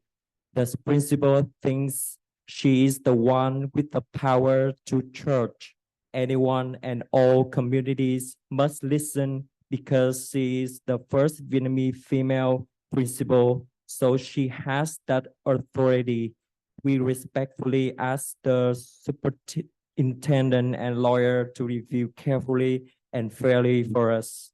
I'm young generation, always looked up to the principal as a good role model, but her behavior was so bad. During the press conference, I just wonder how she got all that information or by the rumors, not the facts. Her tone of voice sounds very angry and discriminating because we are Buddhists. Finally, I hope justice will be fair and equal treatment. The principal lost her noble image in my heart. Through the live stream, she gave a presentation wearing a military uniform, not a principal uniform. The principal was so aggressive and pointed and spoke so loudly that it scared me. So thank you. Thank you.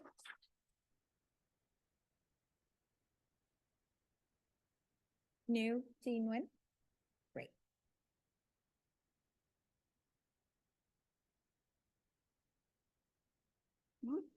Good evening, dear board member. Tôi tên là Nữ Thị Nguyễn, pháp danh là Diệu Tịnh, là Phật tử của chùa Phước Đức, do thầy Thích Lợi Tịnh là trụ trì. Tôi xin trình bày sự việc như sau. Vừa qua thầy Thích Lợi Tịnh có đến trường Yebamuna để mướn chỗ gây quỹ làm công tác từ thiện, tổ chức vào ngày 11 tháng 11 2023. Tuy đã đóng tiền là 915 đô là để tiền deposit, nhưng khoảng 3 tuần sau thì được biết trường không approve. Vì vậy thầy Thích Lợi Tịnh đã đi mướn chỗ khác ở thành phố Mibitat. Mặc dù mướn nơi này vừa xa, tốn kém hơn và ít chỗ hơn, thì thầy Thích Lợi Tịnh cũng không phàn nàn gì. Và ngày tổ chức là ngày 12 tháng 11 2023. Tuy nhiên, cô hiệu trưởng trường Yebamuna đã cùng với hậu duệ Việt Nam Cộng Hòa và Cảnh sát quốc gia tổ chức họp báo với nội dung thực hư chùa Phước Đức San Jose thuê mướn chỗ gây quỹ từ thiện bị cancel. Trong cuộc họp báo, tôi thấy cô hiệu trưởng mặc đồ quân nhân nhưng giải thích câu chuyện với tư cách là một hiệu trưởng. Và sau đó một cô trong hội hậu duệ đã chụp mũ cho là thầy Thích Lệ Tịnh là sư quốc danh. Trong thời gian này cũng có Facebook tên là Đuôi Vượng lên livestream vu khống thầy Thích Lệ Tịnh là sư quốc danh. Và sau đó liên tục là những video chửi bới và quy chụp thầy trụ trì là sư quốc danh. Điều này làm những Phật tử chúng tôi rất hoang mang và sợ hãi. Là một Phật tử đã đi đến chùa để tụng kinh và cầu nguyện cho gia đình bình an, thế giới tất cả đều bình an, không còn chiến tranh, bệnh tật, thiên tai hỏa hoạn, nhất là vừa qua dịch Covid. Tôi cảm thấy mặc dù ở đất Mỹ quyền tự do tôn giáo rất là được tôn trọng, nhưng điều này đã làm tôi thực sự thất vọng.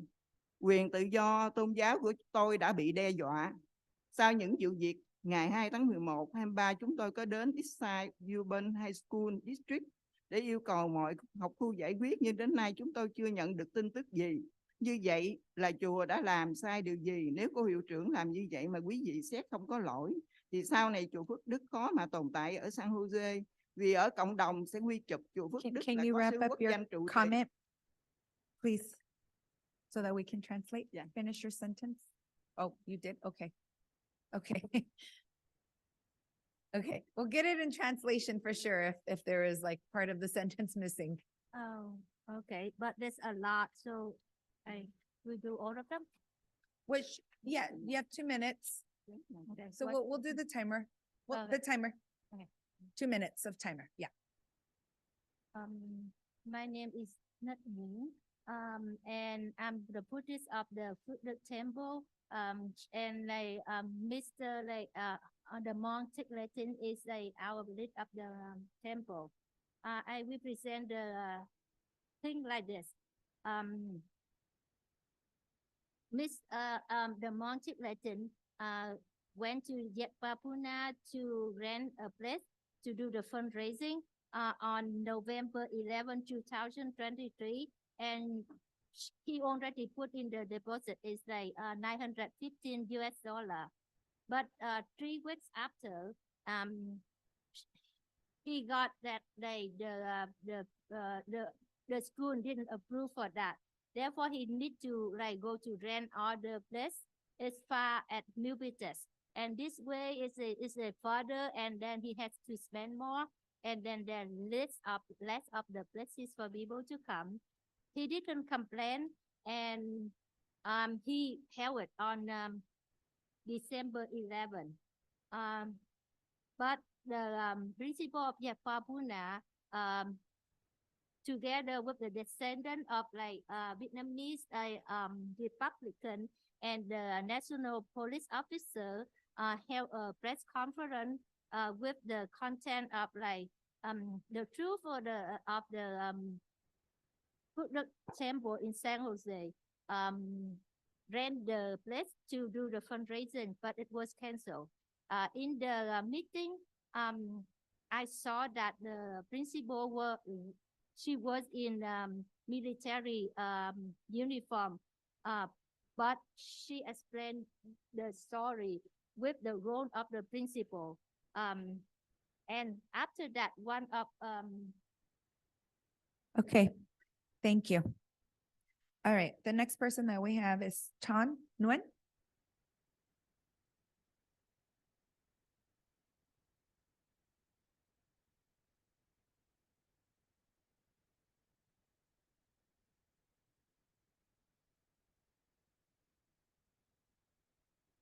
Kính thưa quý vị, tôi tên là Thanh Nguyễn, Phật tử Thuận Thành ở San Jose. Hai vợ chồng chúng tôi có duyên lành tham gia và ủng hộ rất nhiều công tác của hội đoàn, công tác từ thiện và do những chương trình Phật giáo và Công giáo tổ chức, đặc biệt là trường Japabona VSD, chúng tôi đã bảo trợ every year.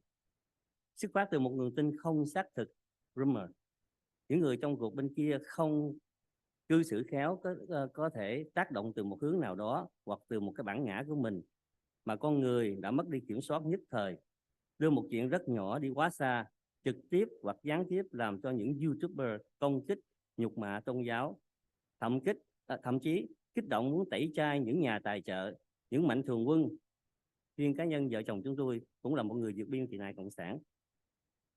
Gia đình cũng thuộc về chế độ cũ, chúng tôi luôn bảo vệ và bênh vực cho nhân quyền tự do của người Việt Nam. Nhưng chúng ta đang sống trên một đất nước Hoa Kỳ, một nước mà có luật pháp là tối thượng.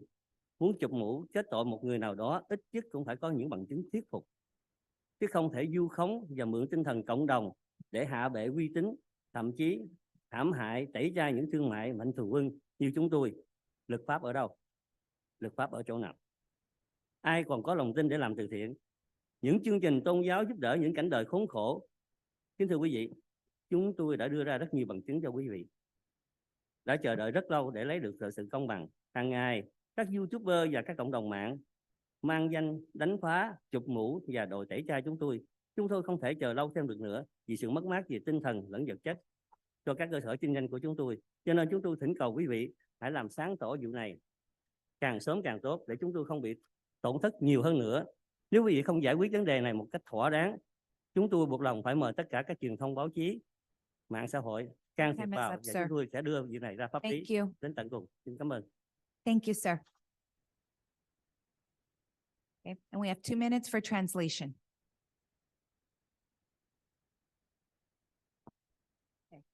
Dear ladies and gentlemen, I'm Thanh Nguyen, a Buddhist in San Jose. My husband and I have a very good fortune to participate and support many charity organizations, especially the program organized by the Buddhists and other religions. From the unauthentic rumor, the person involved in other side doesn't behave well. It could be from other direction, and maybe because of their ego, it's causing people like maybe temporarily lose control. And a very small matter like that, it went too far, caused the YouTuber to attack and insult religion, even a podcast of the sponsor. Personally, my husband and I, we are also, we both are refugees from the communist regime, and our family belong to the old regime. I always protect and defend the human rights and freedom for Vietnamese people. But we live in United States, a country where the law is like supreme is high. If people want to accuse someone of a crime, we must at least have some evidence or proof. Do not like even harm and boycott people strongly, especially like the sponsor like us. We asking where is the law and who still has the faith to do the charity and support the religious program and help the miserable people anymore. Ladies and gentlemen, we have presented a lot of precedent to you and waiting for a long time to get justice. Every day, YouTuber and community call us. Thank you. Okay, the next speaker is Non Nguyen. And then we have Monte Nguyen and then Trang Nguyen. So let's start off with Non Nguyen. Is that you? Might need to correct me on how I say it, right?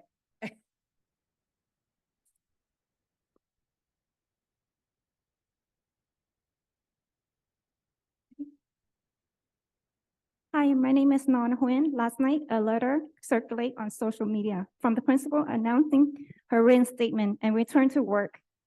The letter was marked by arrogance and proud language, claiming the resolutions are mistake yet to be educated. The reinstatement has caused upheaval, undermining trust and fairness in the legal system, particularly among Buddhists who support the Phước Đức temple and the monks. Supporters of the principle are intensifying, cursing, threat, accusing, and slander, and escalating anti-sabotage efforts against the Phước Đức temple following her self-proclaimed victories.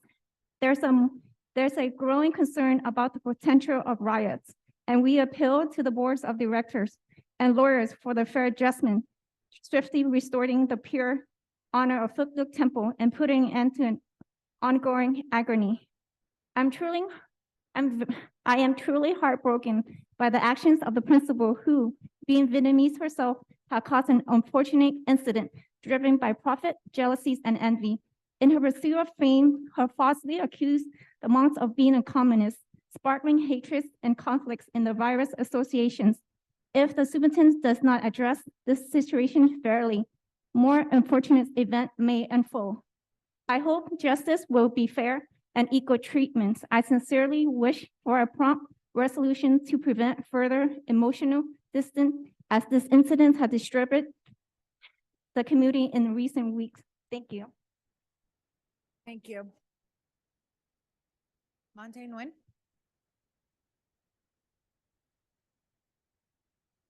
Or is it two Nguyen? Both, okay. I go with Monte.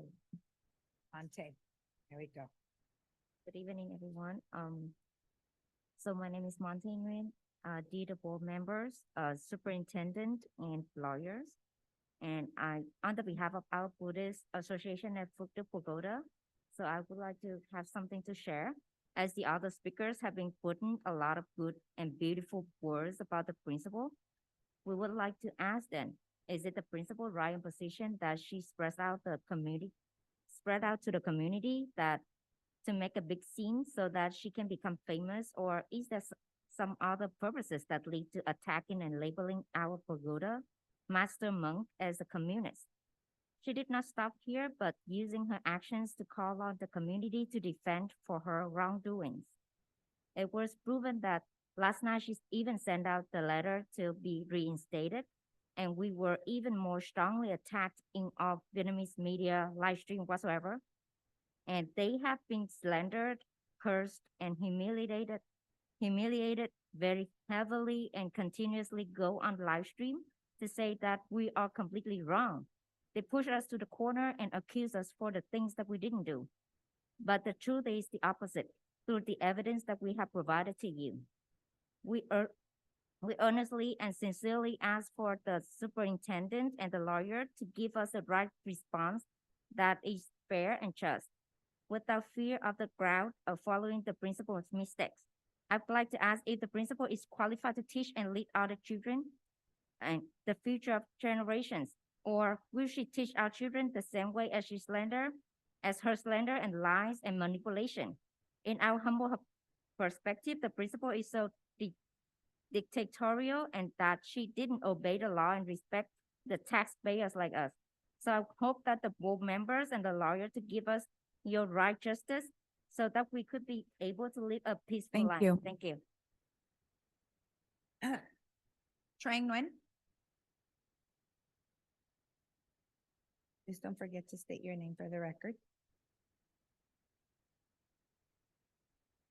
Dear board members, superintendents, and lawyer, my name is Trang Nguyen.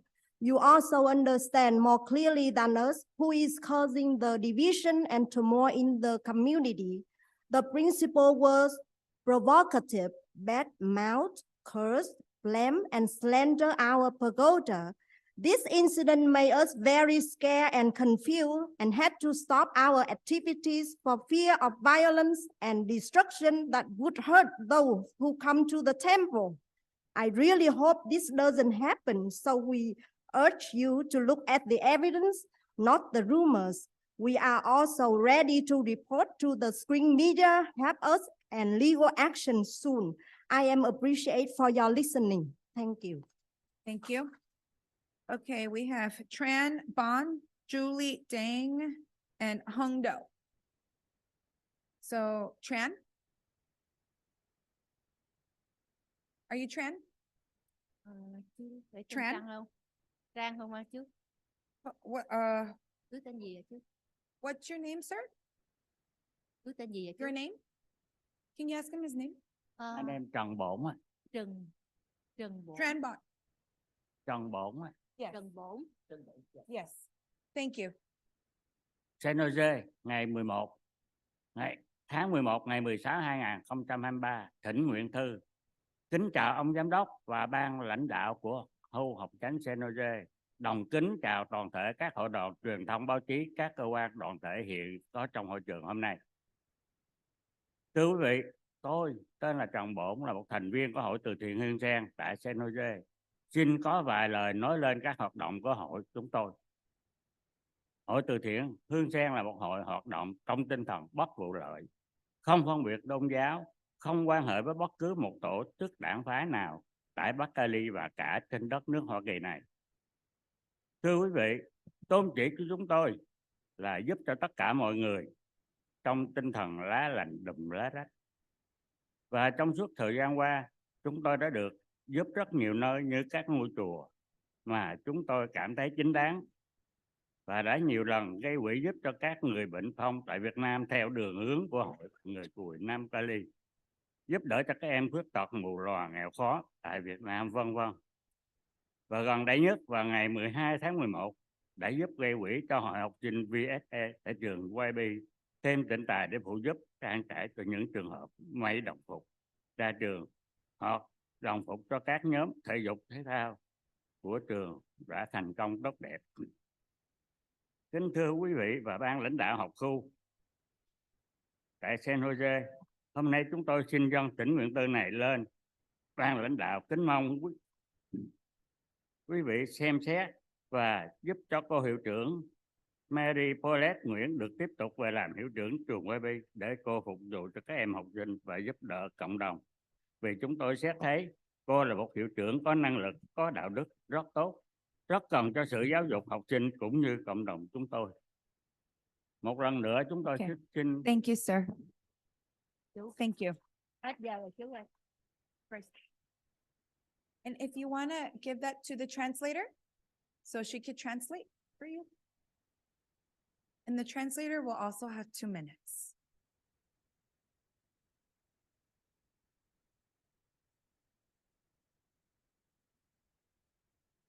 Yeah, everybody, the media and every organization and everybody here present in this meeting hall.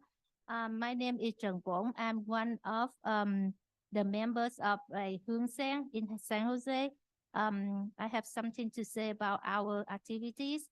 Our organization is an organization work with in the paper that we not there's no discrimination, religion discrimination, religion. We don't contact or have relationship with any organization or school in the North Cali and in America. Our norm is that we have everybody with the idiom that the full live have the broken live. It means that the rich people have the poor people, and during the all of the years, our organization has helped a lot of places, the temples, and we felt that lots of time we have the funds for people who has a disease in Vietnam. And help with people that is the young people that is who is a disability, who's blind or poor. And on the December 11, we have to have fundraiser for VSA of Yapabuna. And then we also have to make the uniform for the graduate student. Thank you.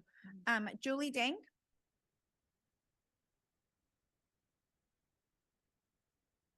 Please state your name for the record. Kính thưa ông Tổng Giám đốc, kính gửi học khu Eastside. Tôi tên là Julie Đặng. Hôm nay tôi đại diện cho Hội Từ thiện Hương Sen có 2 vấn đề muốn nói.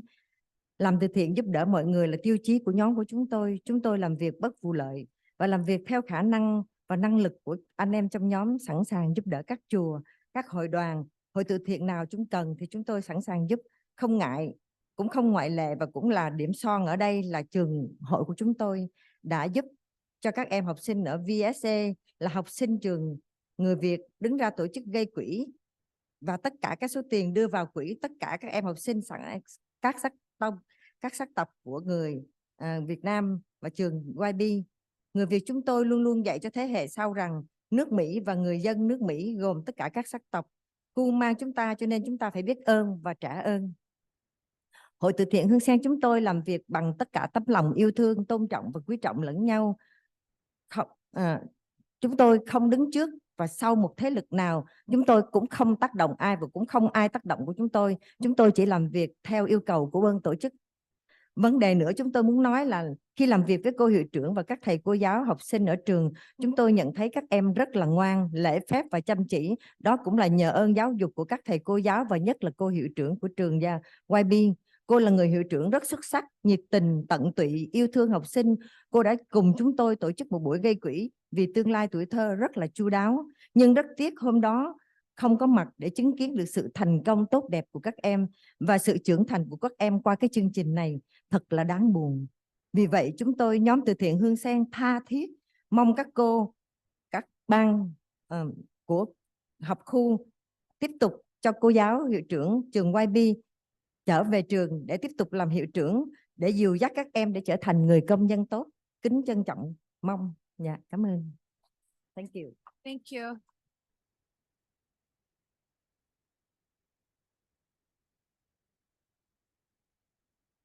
Yeah, I am working as part of like Hương Sen organization. We always like working fairly with our love and respect everybody. We're not like besides or behind in front any like power person. No one can like affect us, and then we just like do work based on the need of the organization. When we work with the principal and the teachers at the school, we felt that the student is really like good and working hard. That is based on the teaching of the school teachers and the principal. She's a really like she is the best principal. She always like energetic, love student, and then she already like with us she held a fundraiser for the future of the youth. Very like wonderful. But we really like sorry because she couldn't be there in order to see the successful and the growth of the student through this program. Therefore, we, the Hương Sen organization, truly like hope that she could be back to be a Yepa, to be like to return and be back as a Yepa Buna principal in order to lead the student to become a good citizen. Thank you. Julie Deng? Oh, was that you? Sorry. I'm sorry. I didn't move it to the other side. Okay. Hung Do. Is that you, sir? Okay. I want to make sure I'm calling the correct person. Respectful board member of the Eastside High School District and the superintendent. My name is Hung Do. I am here to support the principal of the Yababuna High School for the 3 reasons. Number 1, she has been always fair to all organizations that have come to utilize the Yababuna High School facilities. She has followed, number 2, she followed the school district policy and have done everything within her power to keep the policy straight and fair to everyone, including the facilitron. Thirdly, she is the role models for the students, and you have heard from them today in person.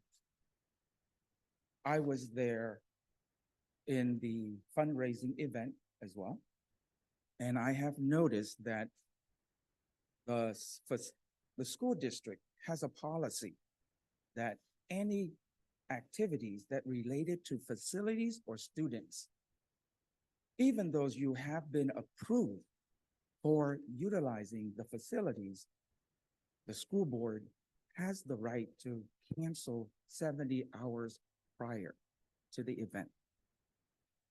The fundraising was originally happened in the gym. A week before the event date, we found out that we have to move to somewhere else because of the gym is being remodeled. With that said, if the temple was hold the event in the gym, they will lose a lot more. So that is why I'm asking that you to reinstate the principle. Thank you. Thank you, sir. Lon Nguyen.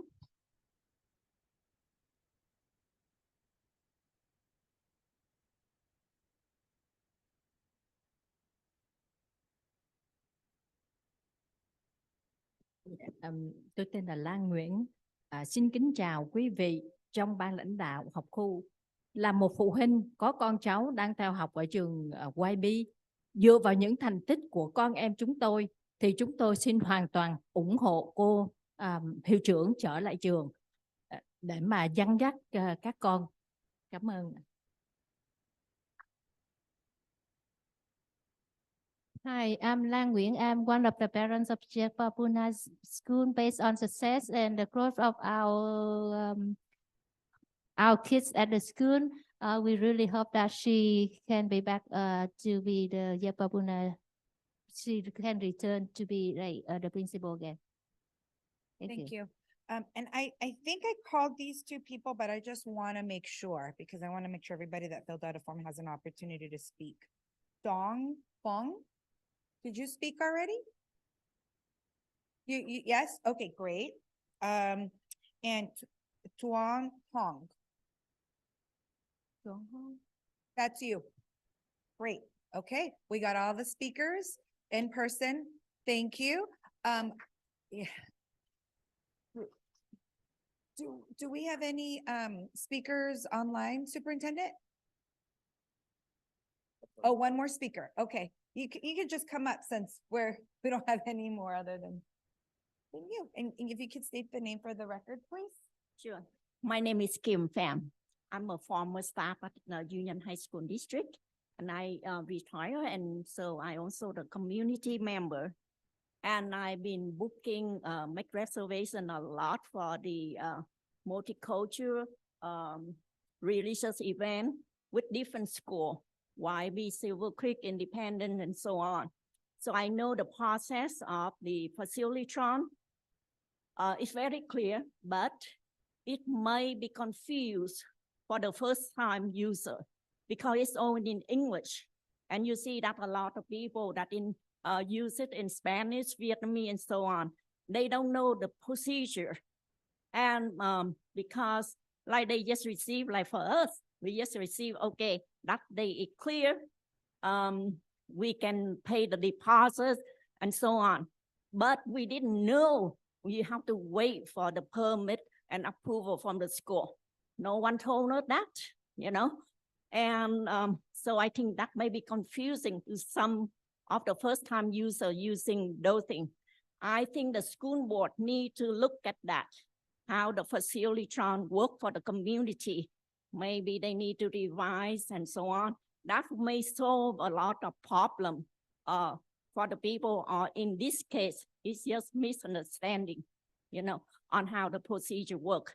I have been declined a lot of time, but I know how to work on moving to different sites or work on different dates and so on. So I guess maybe the problem is with the facilitron. You guys in the school board may need to look at that again though. Thank you. And I really appreciate and I am support the principal of YB. She really nice to work with students and staff, with the community. She go, you know, all our extra mile to make things happen, helping the community and to the school. Thank you. Thank you. Okay, do we have any public? Do written comment first? Okay, great. Public comment from staff member Jennifer Black. I am an English teacher at Oak Grove and an ESTA site rep. At a recent ESTA meeting, I heard that the board members were considering limiting board members' visits to sites by requiring 48 hours notice. I do not agree with this proposed limitation because I want board members to always be able to see the reality of what is happening at our sites. In fact, I personally invite all of you to visit room X4 at Oak Grove, especially between 9:30 and 11:30 a.m. If you find me crying in front of 30 ELD1 students who won't put away their phones, you will understand the reality of what teachers deal with every day in the classroom. Public comment from staff member Melissa Peth. We are concerned that Lorena Chavez and Patty Cortese are dominating attendance at the safety task force meetings, rather than leaving space for other board members to attend. We would like Chavez and Cortese to allow other board members the chance to participate so that the entire board is fully aware of school safety discussions. Similarly, Chavez and Cortese have dominated attendance at the school site visits held after the James Lick stabbing. Again, in the interest of transparency and awareness, we need all board members to visit our sites in order to see the reality of what we are dealing with. Without full board participation, we do not have faith that informed and constructive decisions can be made. Public comment from Quinn Mai, community member. Dear Board of Trustees, I hope this message finds you well. We have recently become aware of the district's decision to allocate public funding for an investigation related to an allegation, which appears to stem from difficulties in booking one of the Yerba Buena High School facilities. While we understand the importance of addressing concerns within the district, we would like to express our concern regarding the use of public funds for what seems to be a matter with personal undertones. We firmly believe that our public funds should primarily serve the purpose of enhancing our children's education and overall well-being. We kindly request the Board of Trustees to carefully consider the allocation of resources and prioritize matters that directly contribute to the betterment of our educational system. We trust that the board will make informed decisions that align with the best interests of all the students and the community as a whole. Thank you for your attention to this matter. Public comment from Yusuf Alam, staff member. I have noticed that there's a district-wide pressure for all students to attend a four-year university after high school. I support access to A to G courses for all students. However, I believe attending a university straight after high school is not the optimal choice for all. Every student has individual needs, including family pressures, knowledge of industry trends, and academic skill level. Some must work to support family, while others need experience before selecting a major. Forcing all students to be A to G ready when they have little understanding of job trends and student debt management in the middle of a mental health crisis is not equitable for all. There are essential job sectors that do not require a four-year degree, including public utilities, transit, law enforcement, telecommunications, and medical and dental services. We should give all students access to courses that prepare them for these careers. Public comment from parent Connie Pham to superintendent and board members. Number one, why does Yerba Buena High School need to have a fundraising partner with another Vietnamese organization? Number two, what are they doing with the fundraising money? Does Yerba Buena High School use the money to help Vietnamese Student Association students or other school-related projects? Number three, are staff in the district authorized to hold a press conference in the community related to the school issue? I think we should let the students organize their own fundraising events in a friendly manner without political attachments. Public comment from community member Thuy Nguyen. Last night, a letter circulated on social media from, did I say the name? Okay. From announcing her reinstatement and return to work just one day before the school enters a one-week break. The letter was marked by arrogant and proud language, claiming the resolutions of mistakes yet to be adjudicated. This reinstatement has caused upheaval, undermining trust in fairness and the legal system, particularly among Buddhists who support the, I hope I say this, the temple correctly, Phu Duc Temple and Venerable Thich Ly Tin. Supporters of this individual are intensifying cursing, threats, and slander, escalating anti-sabotage efforts against the temple following her self-proclaimed victory. There is a growing concern about the potential for a riot, and we appeal to the Board of Directors and lawyers for a fair judgment, swift restoring the pure honor of the temple and putting an end to the ongoing agony. Public comment from Kimmy Lee, community member, to the superintendent and board. Number one, I wonder before Yerba Buena High School had the fundraising event on Sunday, November 12, 2023, did the superintendent board know that they needed the money? Number two, why does Yerba Buena High School need the help of a charity event to organize their own events? Number three, next time, can you ask the students to organize their own fundraising events without any political affiliations? That is the end of public comment online. Great, thank you. Anything on Zoom, Superintendent? Jimmy Pham, if you can unmute, you have 2 minutes to speak.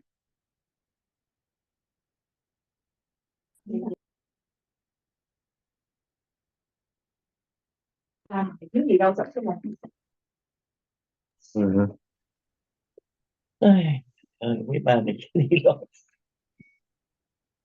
Anh Việt Nam để đem về đây nè. Cái tổ chức của mình nó là gì? Alliance for Jimmy Pham, you have 2 minutes to speak. Democracy. Hello, Yes, Jimmy you hear Pham, me? speak, you have 2 minutes. You hear me? Yes. Ok. Tôi là Jimmy Phan, phụ huynh của 3 học sinh ở trường YB. Trước hết tôi cảm ơn ông tổng giám đốc với lại Board Trustee đã phục hồi cái vị trí hiệu trưởng cho cô Maria Bolet Hiền. Việc thứ hai, tôi yêu cầu ông tổng giám đốc và Board Trustee phải phục hồi danh dự cho cô. Vì tất cả những cái điều mà Phật tử của chùa Phước Đức đưa ra đều không đúng sự thực. Không thể nói rằng khi thấy một người phụ nữ mặc cái bộ đồ uniform mà cho rằng người ta mặc bộ đồ quân phục để rồi thấy cái bộ đồ đó người ta sợ hãi. Điều đó là vọng ngữ. Người Phật tử không nên nói như vậy. Bởi vì người ta có thể nói rằng là quý vị mặc áo lam đeo chuỗi tràng hạt giống như quỷ sa tăng. Quý vị nghĩ như thế nào? Do đó không nên phát biểu những cái lời nói mà có tính cách xúc phạm tới người khác vì cái bộ đồ uniform của họ. Việc thứ hai nữa, xin nói rõ, ngay từ đầu các ông sư Thích Lệ Tịnh đã sai lầm và quý Phật tử cũng đã sai ở cái chỗ là khi quý vị deposit vô một cái việc gọi là mướn một cái nơi trong cái trường YB thì cái tiền deposit đó là cái tiền mà facilitator yêu cầu quý vị phải làm, bất cứ ai cũng vậy, và sau đó phải đợi thời gian để người ta chuẩn nhận. Quý vị chưa được chuẩn nhận, quý vị đã cáo buộc cô này đã cancel cái sự deposit của quý vị, cái yêu cầu quý vị, cái điều đó là không đúng sự thật. Như vậy quý vị phải coi lại những cái lời nói quý vị về những cáo buộc vô căn cứ và vô lý. Vì tôi là cái người đã mướn facilitator 2 lần, tôi biết cái việc phải làm. Sau đó bên facilitator yêu cầu tôi có muốn là mướn cái dàn âm thanh hay không, có mướn dàn ánh sáng hay không, có muốn bàn mướn ghế hay không, có cần người bưng rác bưng đồ hay không. Đó là những cái việc người ta yêu cầu tôi phải làm. Ok, thì đó những điều tôi yêu cầu ông tổng giám đốc và quý vị board phải phục hồi danh dự. And then 2 minutes for translation.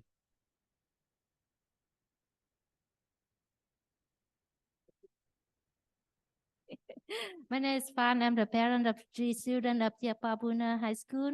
First, I would like to say thank you because you guys let the principal to return to be back as a principal.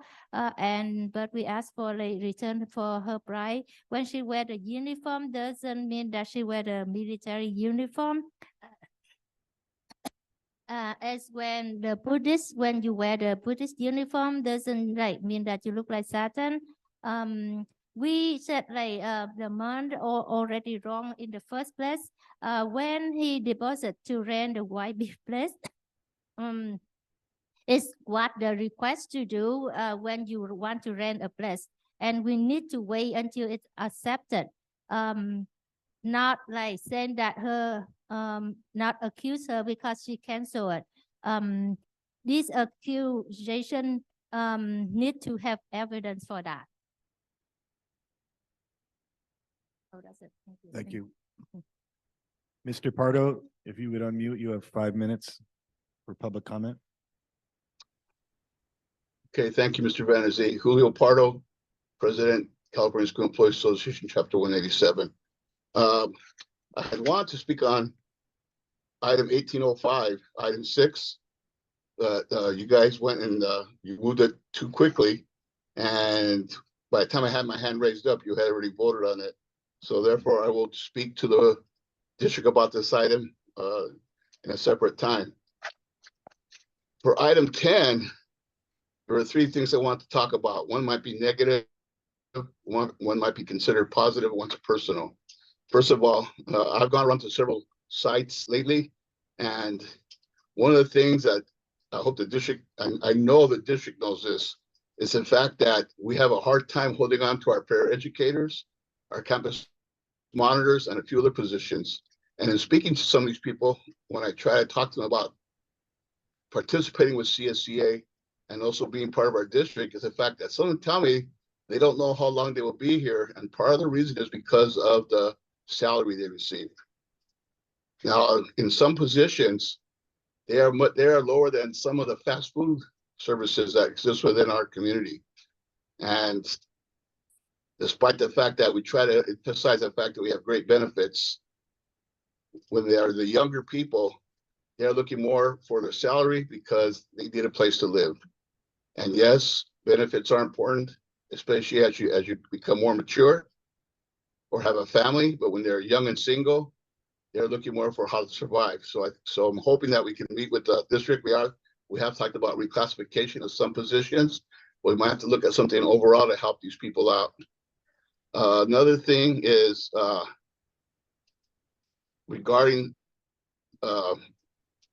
the positive thing I would say is that Matt Sadakis and his group, we did speak to Human Resources about some issues regarding the heavy load that some of our custodians are going through when it comes to the disposal of trash and garbage. And I have to commend them. I'm sure Mr. Sadakis will say that I know they're doing an experiment. They're trying something new to make it easier for our custodians to get rid of the garbage. I'm hoping that works out because, believe me, folks, I think I spoke to the board about this before. You don't want to throw 20, 90-pound bags into a garbage can that's 8 feet high. So I'm hoping this experiment works out and that we can get this tool to all of our custodians and all of our sites to make their jobs easier. The last thing I'd like to speak about is a personal thing. A couple of weeks ago, at one of the safety committee meetings we had, I had spoken about the fact that there are confusions about people that support security on campus. And I had said that I had seen the ESTA survey and that ESTA survey I thought was slanted. It turns out that I was mistaken. What happened was that I saw a survey put out that I had assumed was from ESTA. It actually turns out apparently there are 2 surveys, one put out by the leadership of ESTA and another one put out by a small group of ESTA. And the one I saw was from the small group, was not the official survey. And that is the survey that I thought was slanted, not the official ESTA survey. So I apologize for that mistake. I'm sorry that I confused the 2. However, they both did say ESTA on them, and I just made that wrong assumption. Other than that, I do want to thank, once again, Master Doskus and HR for coming up with an idea to help our custodians. To me, that's the most important thing at this time. And thank you for your time.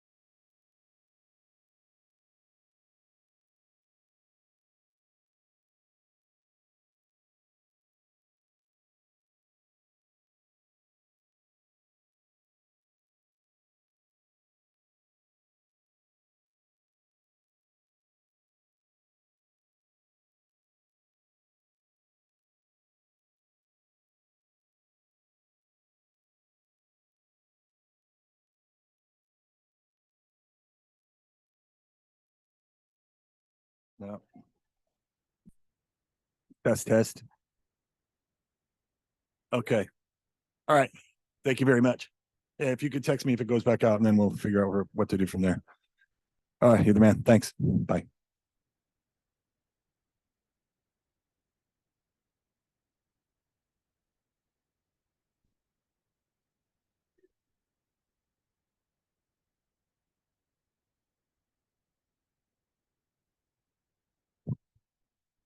Hello. No. Test. Hello. Party time. No. Test. Nope. Does not work. Nope.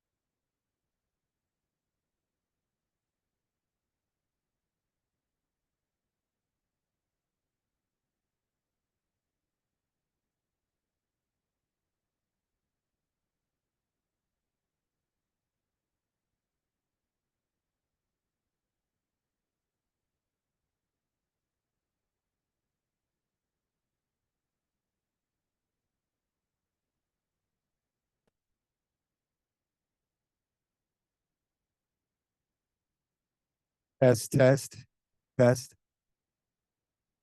Can. Okay, so just Okay.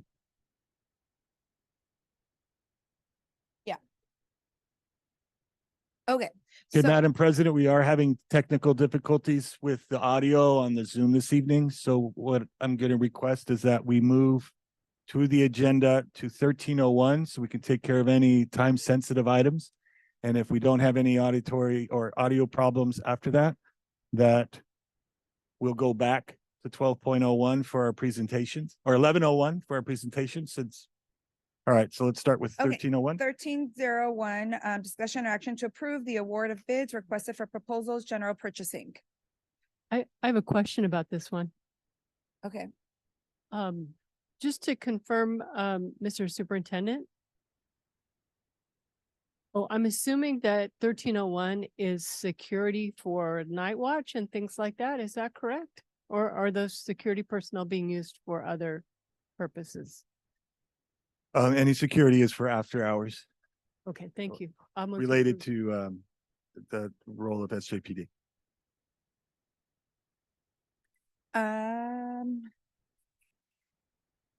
Emily's not here. Board, all those in favor of the motion? Aye. Opposed, abstentions, vote passes unanimously. Okay, 13.02, For approval.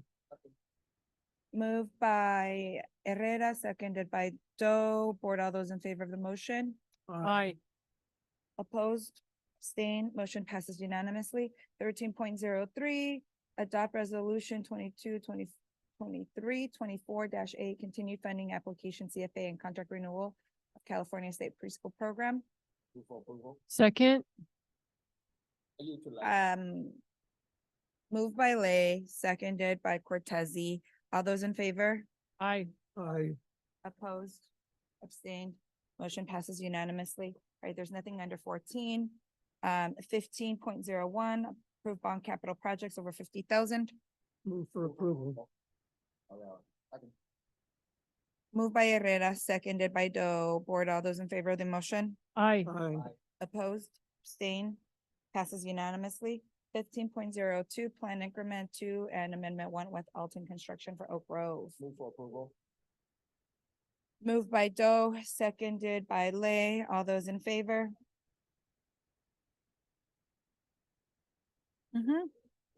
Can you put your mic on?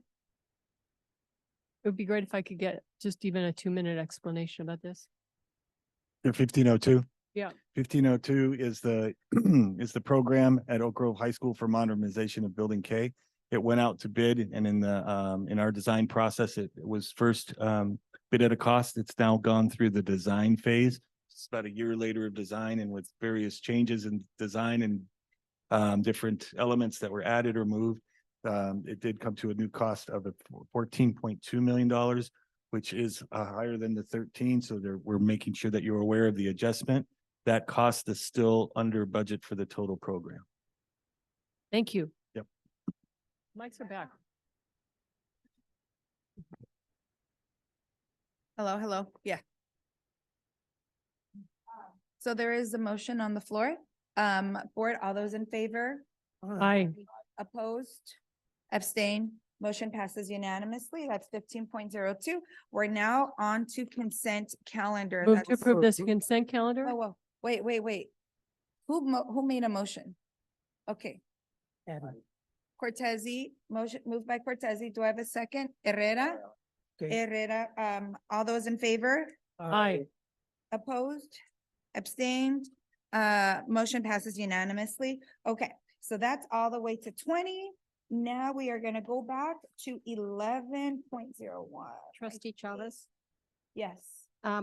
on the consent calendar, everything except for item number 6 on 1805, because that was pulled for a separate. Oh, do we need to do another motion? No, I'll just, for the record, modify my motion to include that.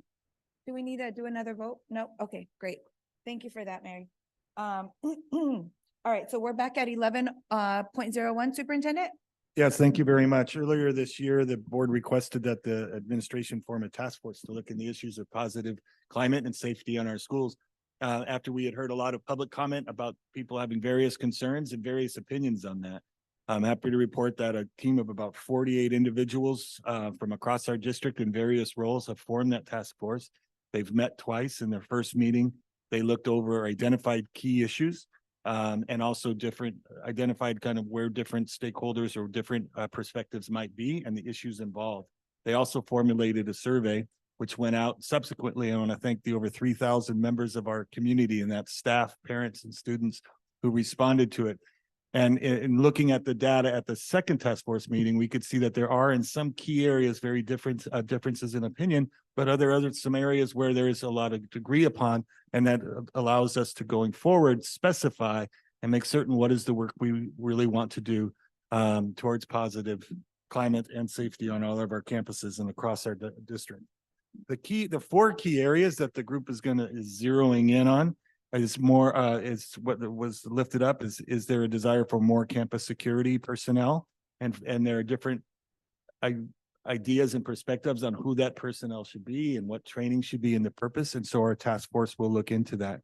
The other thing that the task force lifted up, and so did the survey, is that our community would like to see us engage in more proactive and preventative approaches to the type of situations that we would not want to see on our campuses, but go towards positivity.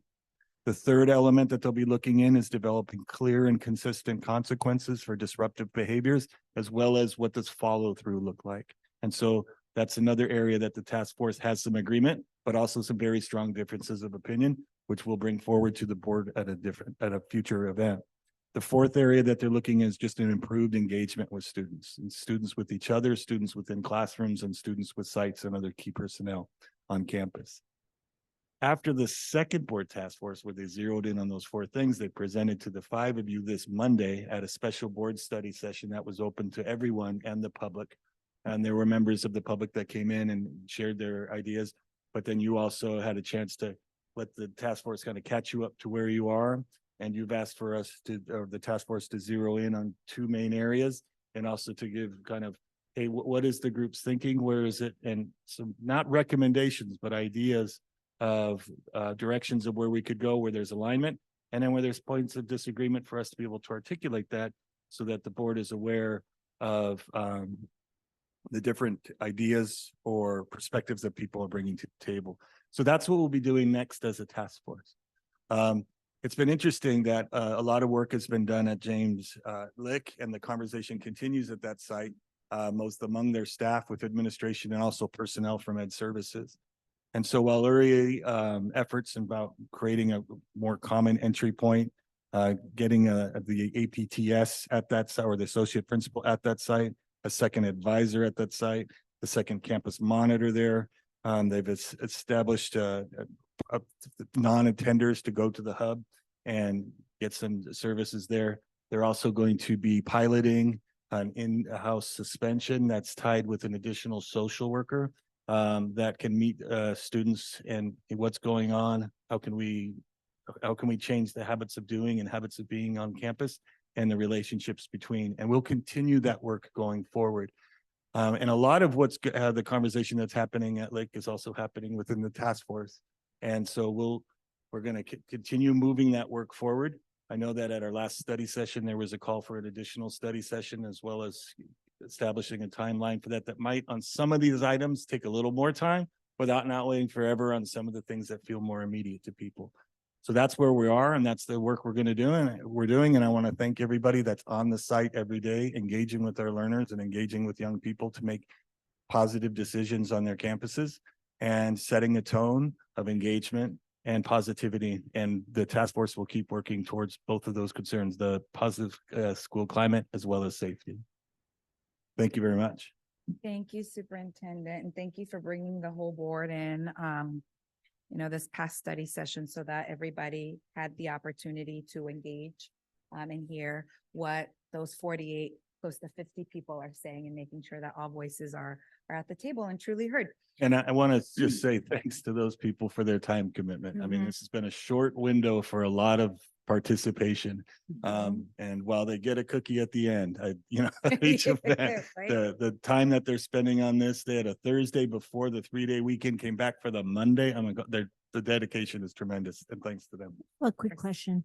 Mr. Superintendent, so we have another study session before we wrap up for a presentation? or what? Before December 14 was the request of the board, so we're looking to schedule that vis-a-vis the task force that I believe takes place on December December 4th. Yeah, So we're let's do looking that. for a space in between. Yep. Thank you. Thank you. Thank you, Superintendent. All right, now we are going to 11.02, discussion and or action regarding CSBA coffer nominations 24-26 term. Okay, this is an interesting one in that they are not specifying how many nominees they need or are available, or not a whole lot of information besides unless you want to nominate from this body or for bodies around us. So at this point, if you have names that you'd like to recommend for nomination, we can take those for this evening. I'd like to nominate our board president, Lorena Chavez.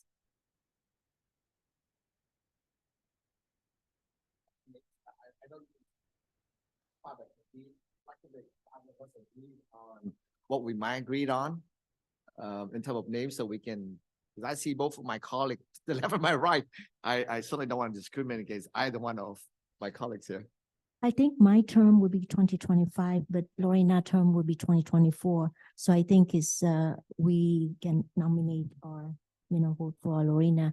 And I look into the list as a couple board member who term out in 2024, but I know that they didn't give us the list of the name for nomination. So I was wondering that we just only nominate, our own board member, and the rest of them that we have to submit it by January, right?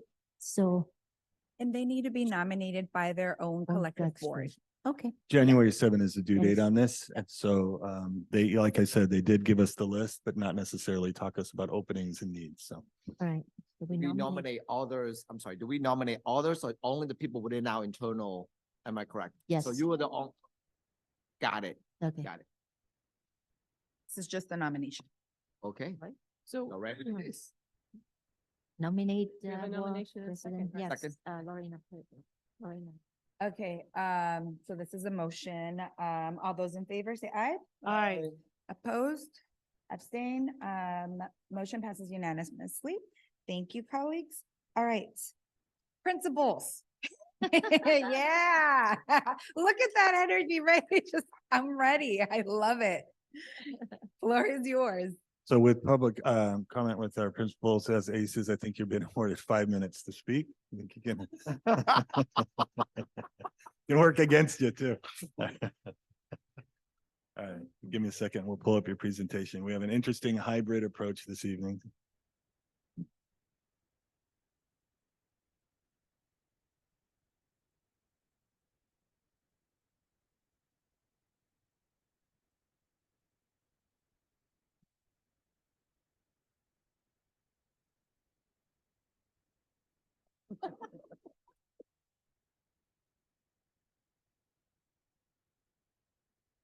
All right, here we go. Good evening. My name is Jenny Davis. I'm the principal of Piedmont Hills High School. I'm Kelly Doherty, principal of Silver Creek High School. Rather than show you this normal Eastside slide that you've seen 1,000 times, we thought we'd show you instead the slides that we use for our own presentations at our own site. So this is Piedmont Hills, which demonstrates our Pirate Way and our mission, but then also encompasses the Eastside Equitable Communities and of course the MTSS. And so we just really wanted to be able to show you that at all of our sites, we always on all of our slides and all of our presentations have the district's equitable communities and the MTSS movement.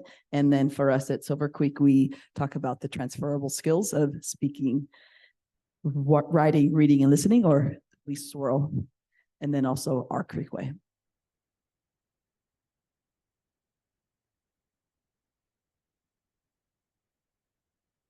We went too far. There you go. Yeah, there we go. All right. So theory of action at Piedmont Hills. Through monitoring of student progress, we can develop students' social, emotional, and academic skills, guiding them to be resilient and embody the Pirate Way, which is problem solvers, independent thinkers, adaptable learners, technologically literate, and effective communicators. And at Silver Creek, when students and teachers are seen and heard for who they are and who they will become, we will have created creative, kind, and engaged learning community where we build equity so all students are respected and prepared to be successful in school and beyond. And these were built in our MTSS school-wide, district-wide meetings with all schools. So all schools have a theory of action. Okay, so you may be wondering why Kelly and I decided to do this presentation together tonight. So I wanted to take a chance to explain why. First off, you may realize this or may not. Kelly and I are actually very close friends. We do collaborate a lot together and talk about what's happening in our schools and share ideas. So it kind of made sense for us to do this together. And it just so happened, it was kind of a happy accident that the outcome data for our two schools are this, we're using the same focus groups. So we're going to talk tonight about how our Hispanic students, our English learners, and our students with disabilities. And we're going to do this through talking about A through G completion rates, A through G on-track rates, and the EWS. What's EWS? The early warning system. Thank you. To illuminate. All right. So this is Piedmont Hills. We are just under 2,000 students, which is actually, if you look at all of the populations and enrollment of all of our schools, Piedmont Hills is kind of this like one school that's right around 2,000. Our largest subgroup are our Asian population, which is just over 55%. Our next largest subgroup is our Hispanic population, which is just over 25%. And then you can see the number of English learners we have, foster youth, special education. I did want to point out that we have kind of a high number of socioeconomically disadvantaged students at 26%, with not being a Title I school. Our A through G overall completion rate is 64.2%, which seems good. This is an illusion of success, though, and as you'll see in later slides, there's a lot of students that are not achieving this level at Piedmont Hills. And with Silver Creek Saturday, we just wanted to point out too, it might be hard to go back and forth, especially as we get a little bit deeper, but we've color coded our slides. So Silver Creek is orange, hence the jacket, if you need to remember that. And Piedmont is maroon, so you can remember that as well, because Jenny's wearing her maroon. So you can see that we're a school of 2,240 right now. Again, our highest population is Asian at 56%. Our Hispanic population is 31, almost 32%. And then our English learners are at 12.3%, which is a pretty good number. And our socioeconomic is at 38%. So we do qualify to be Title I, and we are Title I. So we have all those Title I fundings.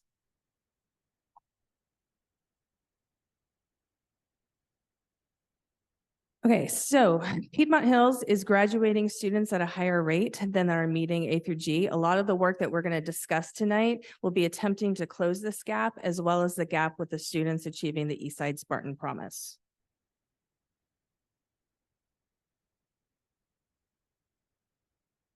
And you can see here at Silver Creek, as we've grown, we've met A to G, and in 2022 have pretty equal with our Eastside Promise. But our college enrollment has fallen a little bit, and it's more equal across the board. So we'll be working on those steps. We also, the district sponsored a preview day at San Jose State University.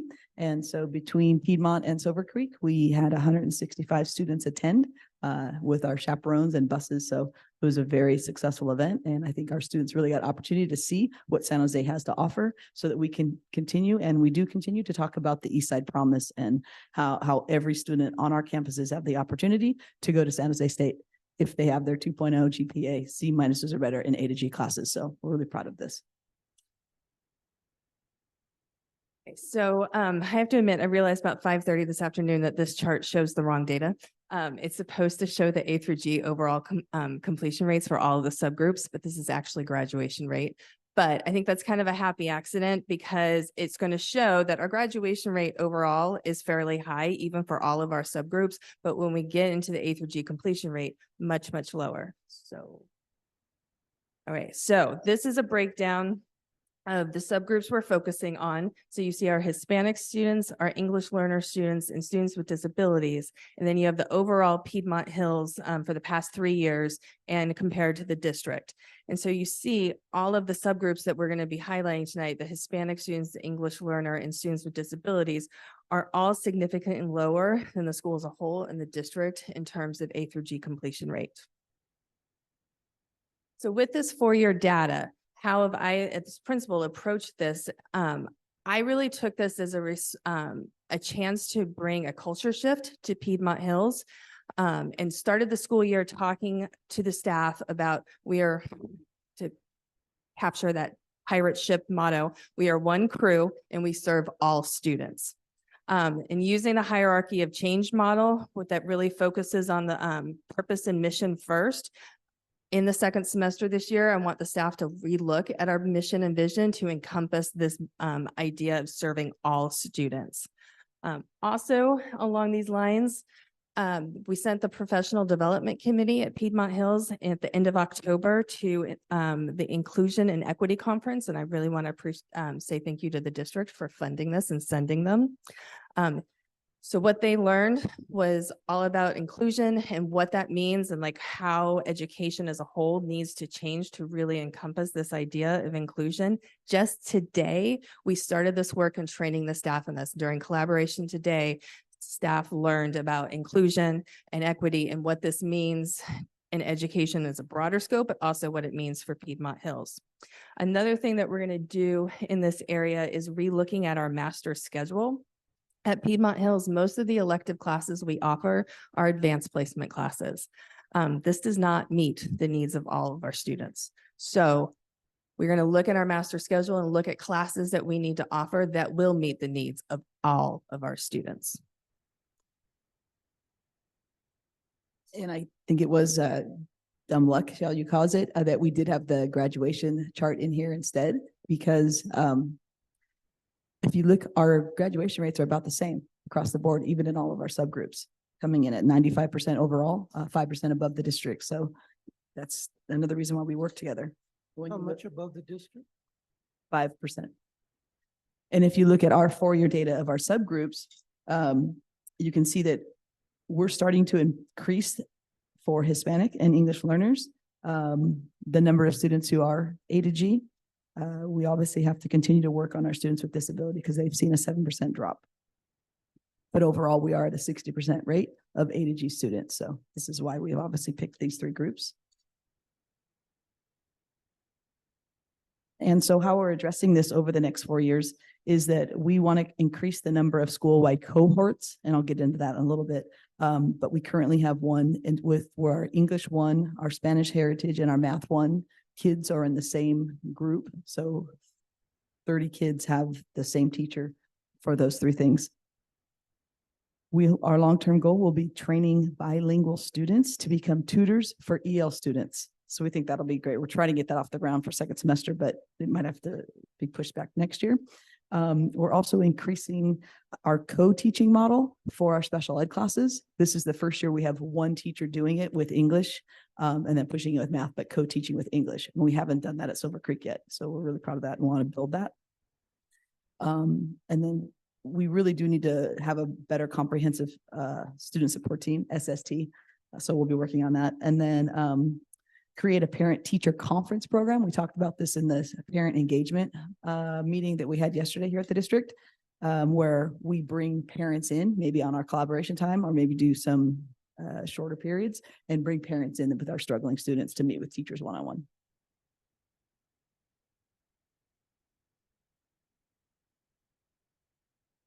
Okay, so moving on to the 1-year data, this is On Track A through G. I wanted to really briefly explain what is On Track A through G, just in case you didn't know. That is the credits that students have earned each year in high school with a grade of C- or better. So that means that they're on track A through G. So they have, 60 credits as freshmen, C or better, 120 as sophomore, C or better, and so on. So this table shows the comparison of 2021 and then 21-22. And across the board, you can see that the numbers of on track A through G drop from 9th grade to 11th grade. For all students, it drops, but then for those 3 subgroups, it's dropping even more in a significant level, to the point where if you look at our special ed population in 21-22, by the time they are 11th grade, 0% of our special ed students were on track for A through G. So in this area, both Kelly and I, we broke down for our specific subgroup stuff. So we're doing for each group and then students as a whole.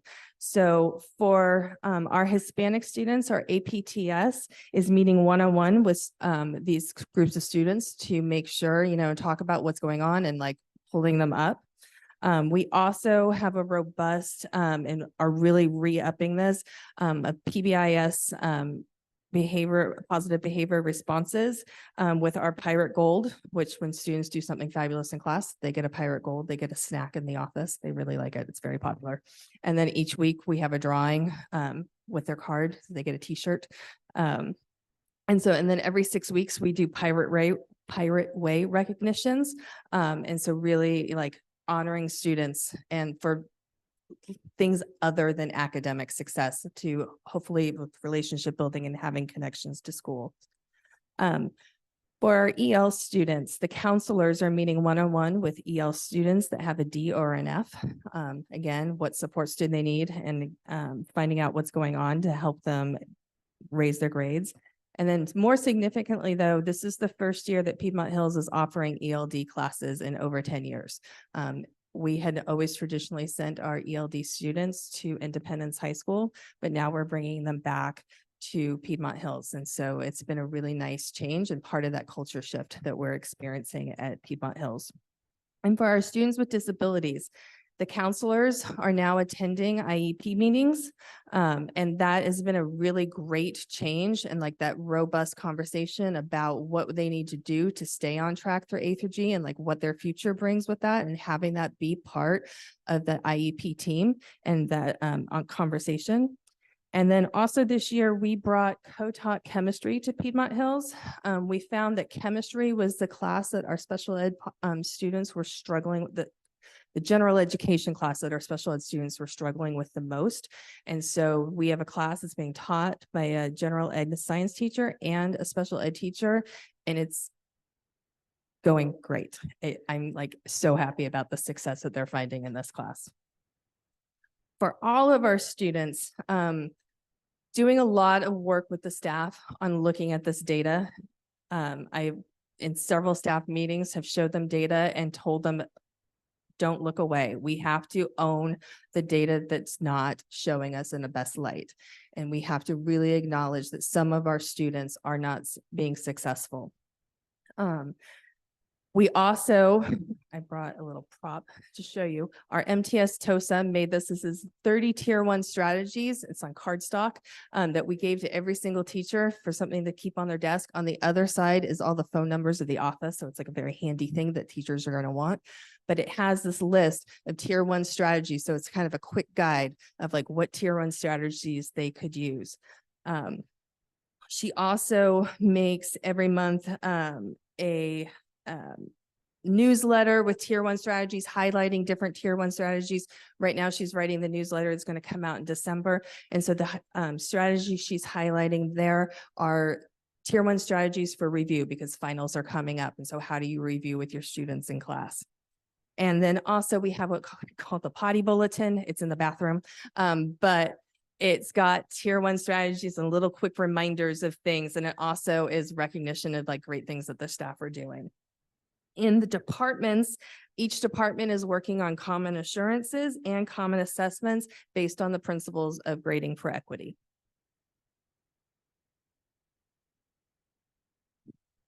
And for Silver Creek, again, the data looks a lot like Piedmont's in that you can see how all of our students in being on track for graduation were about 20% less than overall students. So we really need to continue working with our Hispanic students and our EL, just not bad at 33% and 32% based on some other things that I've seen. So, but we'll keep building. And as you can see, it does taper down the junior year. So obviously that's something we got to keep working on school-wide. But our special ed is maintaining at 4% the junior year. So that's something to celebrate, I think. So how we are responding to our data in the breakdown, as Jenny was saying, that we've done it in categories. You can see exactly how we're focusing on Hispanic, ELD, and students with disability. The cohort that I was speaking of, we built the K building. It just opened up in the fall. It's still getting finished, but it's open and students are in there. But what we asked is if the teachers would work with another teacher in the room to share this, just to share a course. So that's where we got the Spanish heritage teacher is working with the English 1 teacher, is working with the math 1 teacher. And so those kids are in a cohort going to all 3 of those classes. And it's been a huge success. And that's why we want to continue to build more of them. It also created I think I talked about this at the next slide, but it created a parent night that they've taken on their own. So it's created this like teacher movement of this K building with parents now. So we have our Spanish speaking parents coming in once a month, every Friday. So that's been exciting. We've also had our teachers working on identifying students with a D and having them reach out to the parents. And we actually did that work again yesterday, looking through Illuminate and then looking at those D students and then made phone calls or emails yesterday. Our APTS is working on pushing in and working with teachers on how to support the students that are getting the Ds directly in the classroom. So she's having a lot of conversations about what their curriculum looks like, how they're designing their lessons. With our ELD students, we've integrated all of our ELs into mainstreams. We no longer have any sheltered courses. We also, like Piedmont, have all the ELD D1s and 2s at Silver Creek, which hasn't been there for over 10 years as well. We just hired 2 bilingual paras, 1 Vietnamese and 1 Spanish speaking. So they'll be pushing in the support wherever those classes are needed, wherever those students are needed. So we're not going to say, just go to this class. It's like, oh, you have an identification for this one student, go there for even a few days to see if that helps. So we're playing with where they're going because they just started this week. And then we also are doing monthly strategies on how to support ELD students. And at the beginning of the year, when we did our staff professional development, they went to SCOE, the County Office of Education, and they actually led them in by each course and department in ELD strategies. So, and we'll be bringing them SCOE to us next semester to have more teachers go if they're interested in that. So proud of that. I don't want to ask a ton of questions, but just super quickly, co-teaching, how many students are in that class? So there's 30, they go from English, there's 2 sections of it. So a total of 60 kids. So 2 sections of English 1, then 2 Spanish heritage sections, 2 math 1 sections. So 60 kids see those 3 teachers. So with our students with disability, if a student has one or more D or F, the case managers will reach out to that student directly and say, hey, what's going on? How can we support you? We did start that co-teaching model for English and math. So we have a special ed teacher in the English room with extra special ed students in there as well. And then he pushes in for math. So it's the same teacher. He's co-teaching with the English teacher, but he's pushing it with math. Now I have special ed teachers like, wait, I want to do that. So it's good. Again, that K building, it's all in the K. It's like this magical building right now. It's fantastic. And then we as well are having all of our counselors attend IEPs. And I wasn't sure about that. And then I was in an IEP and I had a counselor talking through the transcripts and the courses and the parent. And I'm like, it's actually really good. And I was like, I don't know if that's helpful, but I think it really will be helpful. So I'm proud of that. So, and then for all of our students, we did a student improvement celebration because I was feeling like those kids that we were working with last year, who we were trying to get them to class, and we would walk in the class and they still wouldn't go to class, and they're going to class this year. I'm like, we have to celebrate that. So our advisors and our counselors, they picked students who were either better from last year or have improved this year. And we just had a luncheon with them earlier this week. So it was really exciting. Brought them Subway sandwiches and gave them certificates. And you just saw this like pride. We invited 90 kids. So it was exciting. It was really a great move. And then again, we do have our monthly teacher meetings focusing on DNF students. The MTSS team and City Peace Project work together to support students outside, moving them in and then creating activities for them. And then again, at Silver Creek, we always are doing the swirl so that it matches the ELD with speaking, writing, reading, and listening to prepare all students for their testing. But we ask that they do 25% in each area. Okay, so our 6-week data comes from the early warning system. And so this chart shows on the first bar that shows the students coming up in the early warning system from the grades from the first marking period. And then the bottom, it compares it to the second marking period. So you can see that overall, in all areas, it increased in the second marking period, which to be honest is fairly normal. Grades typically are worse in the second marking period, and in the 5th marking period is always the middle of the semester where you have the worst number of grades. But overall, right now, 37% of our students are showing up in the early warning system. With our students with disabilities, 59% of the students with disabilities are in the early warning system. If our EL students, 56% are in the early warning system. And with our Hispanic students, 66% are showing up on the early warning system. So we have a lot to do at Piedmont Hills. So what we've started doing, we spent the first part of the semester with our APTS, really training the teachers on how to use the early warning system, how to find the students, what does this mean? How are students, what does that mean when they're showing up on there? We are now working with the students. Just a couple of weeks ago in a collaboration, we had each teacher select 5 focus students, and we said 3 of them had to be, one of them had to be a Hispanic student, one had to be an English learner, one had to be a students with disability, and the other 2, they could pick any other 2 students that they wanted, but they had to pick 5 focus students.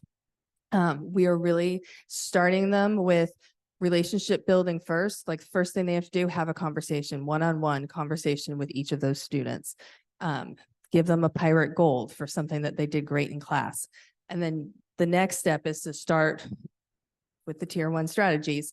Okay, try a tier 1 strategy this week. All right, next week, try another tier 1 strategy. And then let's see what's happening and see, is there any progress? What can we build on with that work that we're doing? APTS, Andrew Campbell, he is leading the charge with the EWS, the early warning system. Each grading period, again, going with that don't look away mentality, we have to look at our data, even if it's not the greatest. And leading us in our MTSS meetings and then into the whole school with looking at our data. The counselors are meeting with students who have an F grade. So in the second marking period, they met with freshmen and seniors who have at least one F or more.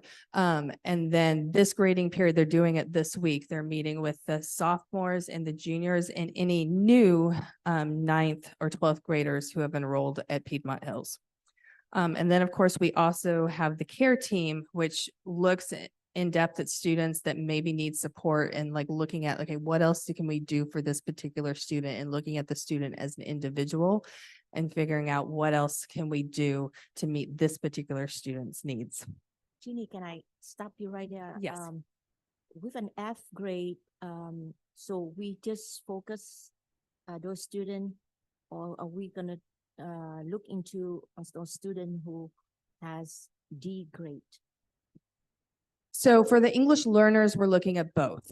English learners, we're looking at both Ds and Fs. For the rest of the students, really focusing on the Fs so that they're passing their classes. They tend to find that a student has a D in the second marking period, there's a good chance they can raise that to a C for this semester. So, thank you.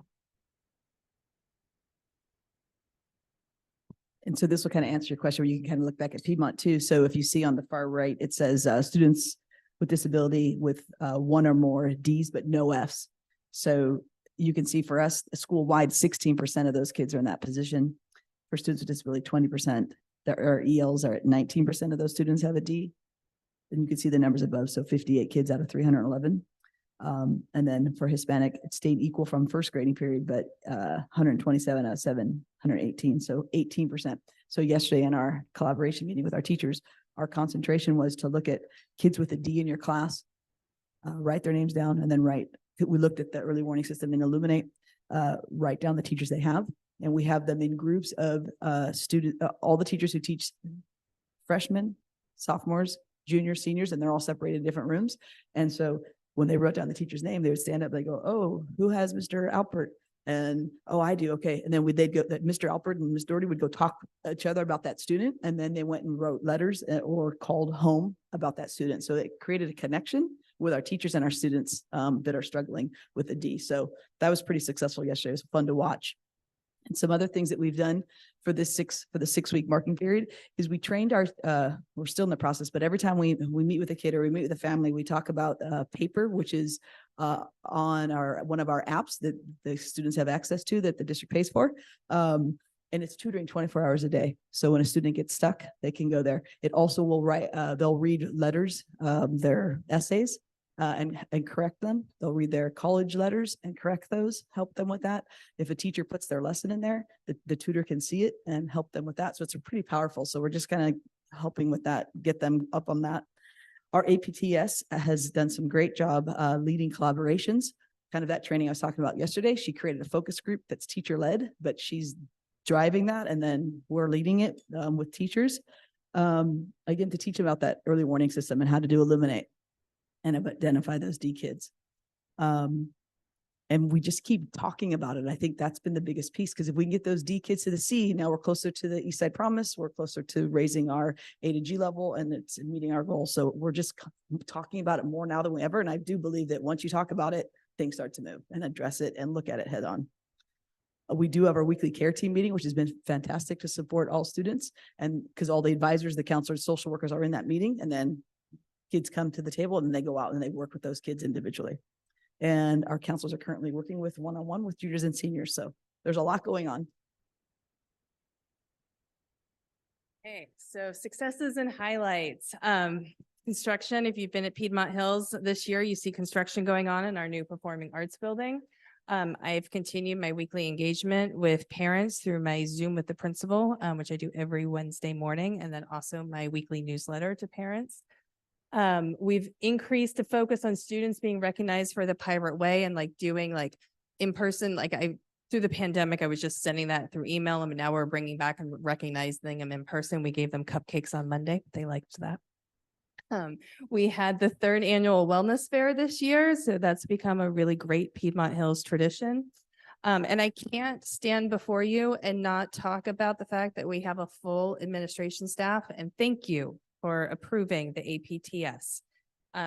That has been a tremendous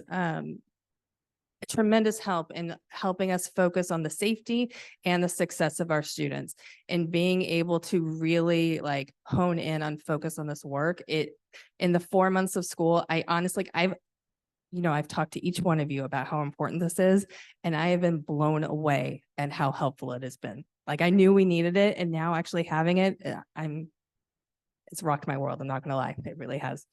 And then finally, I want to talk about the Piedmont Hills Tea Club, which was honored by the YWCA at the Inspire Luncheon 2 weeks ago. They earned an award for their work in advocating for and educating and promoting where our non-gendered bathrooms are on campus. And so I really want to recognize them and the work that they did. And then for Silver Creek, and again, Piedmont went first because P comes before S. So if you're wondering why Jenny's taking the lead on all this. But our new K building, I'm sure we'll have a celebration once we get all the furniture completely in, but you got to come see it. It's just really fantastic. Our cohort, as I've talked about a lot with our heritage Spanish and our English, it's unique, it's different. I've never seen it, and it's working. Our parent meetings from that cohort, and then of course our coffee talks, the co-teaching with the special ed teachers and the mainstream teachers, the push in with the special ed teachers.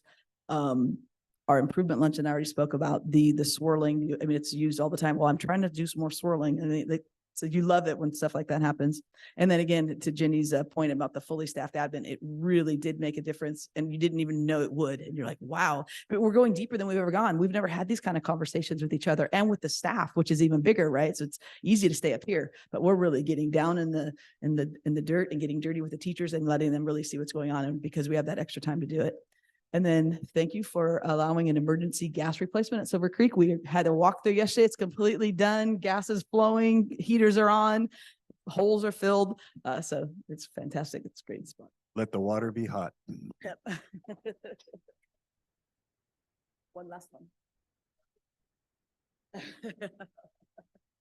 right, so we thought we'd close by showing you current construction at Piedmont Hills and then finished construction at Silver Creek. We've got questions, and I want to thank you for indulging us in doing this together. We thought it would be interesting for you to see a school that has the same goals to improve, Hispanic English learner and students with disabilities, but how we have different strategies and how we're doing some similar things, but some slightly different based on the needs and the population at our own schools. Thank you. Thank you. One, two. Wow. Okay, colleagues, any comments, questions? We could on another night, but I actually really liked them being together. I thought that was cool. Yeah. it was a great presentation. I have a quick questions, and I just want to take a look maybe later on in 2018, the college career readiness has been is really as a big percentage. Then compared with 2022, we will decrease the college and career readiness. So I was wondering is what kind of avenue that we want to bring it back, to the percentage that we have in 2018. Yeah, I mean, I think district-wide, you've got a pandemic right there in the middle of it that's really like had a major impact and that we're still feeling every single day. And my hope is that time goes on, we start seeing it shift again and come back. My son started middle school when the pandemic started, and now he's in high school.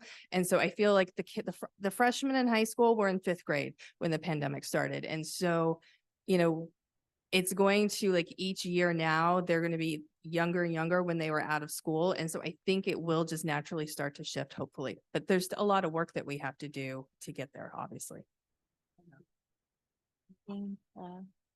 Super quick. Well, I mean, I think that's the whole point, right? Is that we've seen some dips and we see some rises, and it was all because of the different ways that we've launched into teaching differently, like on the dime, right? So it obviously changed some things and affected some things. Some things might have been a little overinflated because of it. Thank you for the presentation. Good job. Hi, I just want to take a quick moment to express my appreciation for the style of presentation with the two of you together. That's actually really brilliant, as well as my takeaway that you talk about co-teachings when you're in the chemistry class, and since that was one of the spot that need work. So thank you for that. And I have a couple of small requests for our superintendent on this regard. When we expected a long, lengthy prior item, if we can move the principal presentation prior, that'd be super helpful in the future. So we knew that. Data, I've noticed that we use very different definitions of categorize. If we can have consistent data, that'd be helpful. And this is not a knock at your presentation. It's just the data. The district should provide that to the board members so we can look at that. For example, the definition of Asians, sometimes it's Asian, sometimes we break down to Filipino, and then different schools have, and we can have kind of a consistency so we can compare that. Same thing that I noticed on the, I think cohort. I think we might have a slightly, did we change our definition cohort in this regard versus the one that was under your predecessor, I think. So we can have that comparison just to educate us so we can have apple to apple comparisons. Sure. Thank you. Brilliant presentation. Thank you. Herrera, anything? You're good? Two thumbs up. This is amazing, you two. Thank you so much for all the hard work, the intentionality. It is really clear. Now, one of the questions I like to ask is, what are bright spots and successes? I'm like, they're in my brain. And I'm really excited to go see this in action and just keep up the good work. Know that we appreciate it, and we're there behind you all to support you as you move our schools forward. Thank you. I just want to say, I really took note of the comment about the associate principal for tiered supports. So I'm kind of waiting to hear that kind of feedback. So thank you. Thanks for staying late. Yes, All it's right. good. Thank you. We're about to have a week off, so it's okay. There you go. All right. Hey, thanks for doing this tonight and staying late to give us the presentation, but more importantly, thanks for the work the intentional work that you're doing with your staff and how you're building community in the process. And thank you for you doing that every day. All right. Now we are on item 12.02. Just a Or- reminder, we do have 15 minutes before 10 o'clock. So we can either vote to extend or we can motorboat go so far. We're almost done. That's right. All right, I let's feel move on to pretty confident 12.02. that my colleagues will move with me. I feel pretty confident that we can make it in before. All right. So Ms. Marquez, I think this is you, 12.02, first reading. Yes, this is a first reading on some changes to our independent study board policy. This is directly connected to the changes in legislation. If you recall, during the distance learning year and then upon our return, there were some changes in independent study that required board policy changes. Those are now undone. And they've changed some policies. And so this is in direct correlation to changes to legislation as well as the language in gamut. And these are primarily just CSBA type language, boilerplate Correct. language, right? Correct. Yeah. okay. Yes. Great. Do we don't need an action here, do we? No, it's just a first reading. Okay, great. Okay. Thank you for that, Ms. Marquez. We ready to go on to the next item, colleagues? All right. 21. So this is just for us to receive written reports, colleagues. 22. Future agenda items? Anything for future agenda items?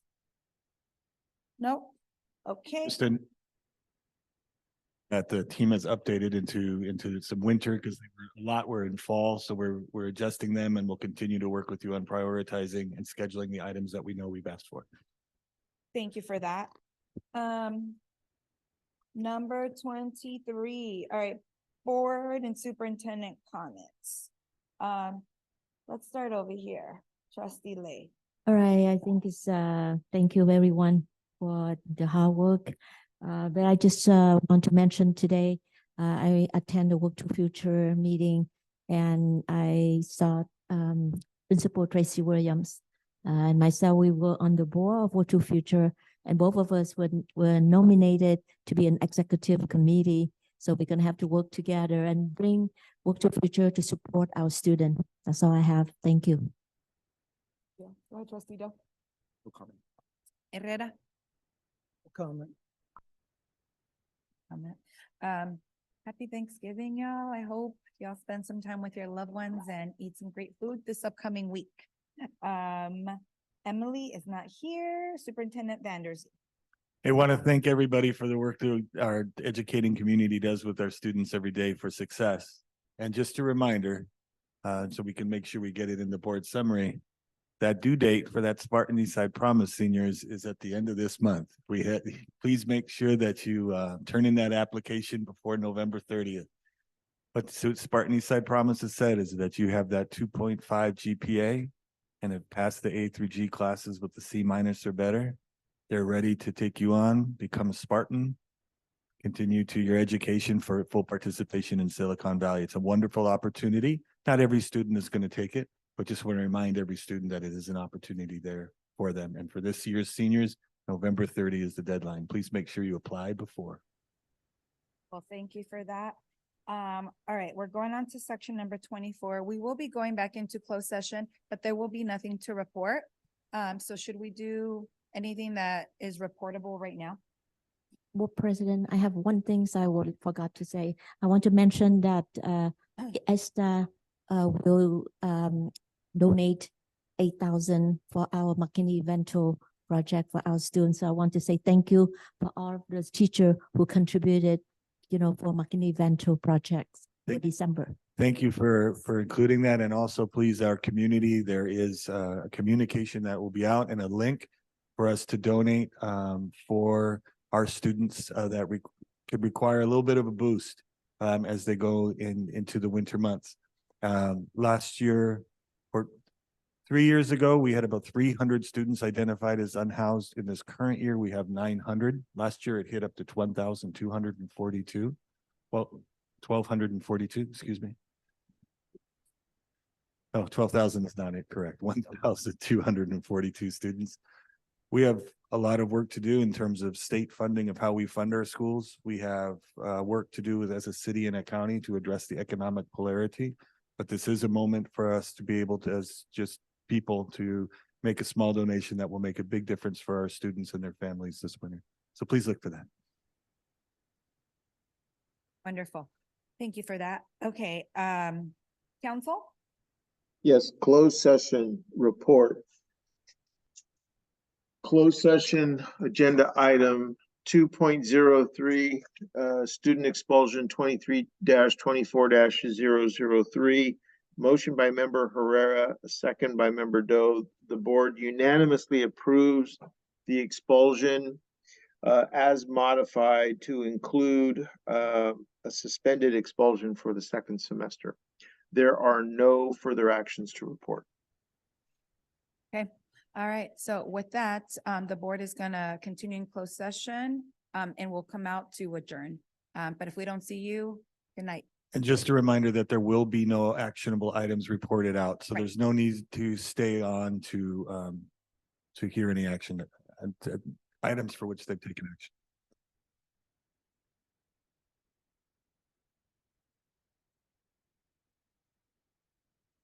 We can do that. We can take a motion to extend. Okay, To what time? can we have a motion to, I'll move to approve the meeting to 11 PM. who seconded it? Okay, moved by Cortese, seconded by Lay. We are extending the meeting to not past 11 a.m. I mean, PM. It's not gonna get there. It's not, we're gonna move quickly. Oh, all in favor? Oh, all in favor? Say Aye. Oppose, abstain? Just kidding, just kidding. It passes unanimously for the record.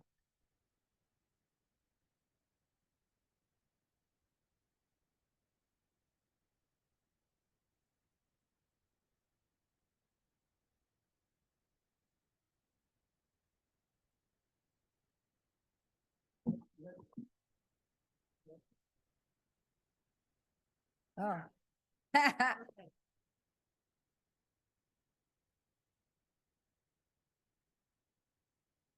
It is 10:39. This meeting is adjourned.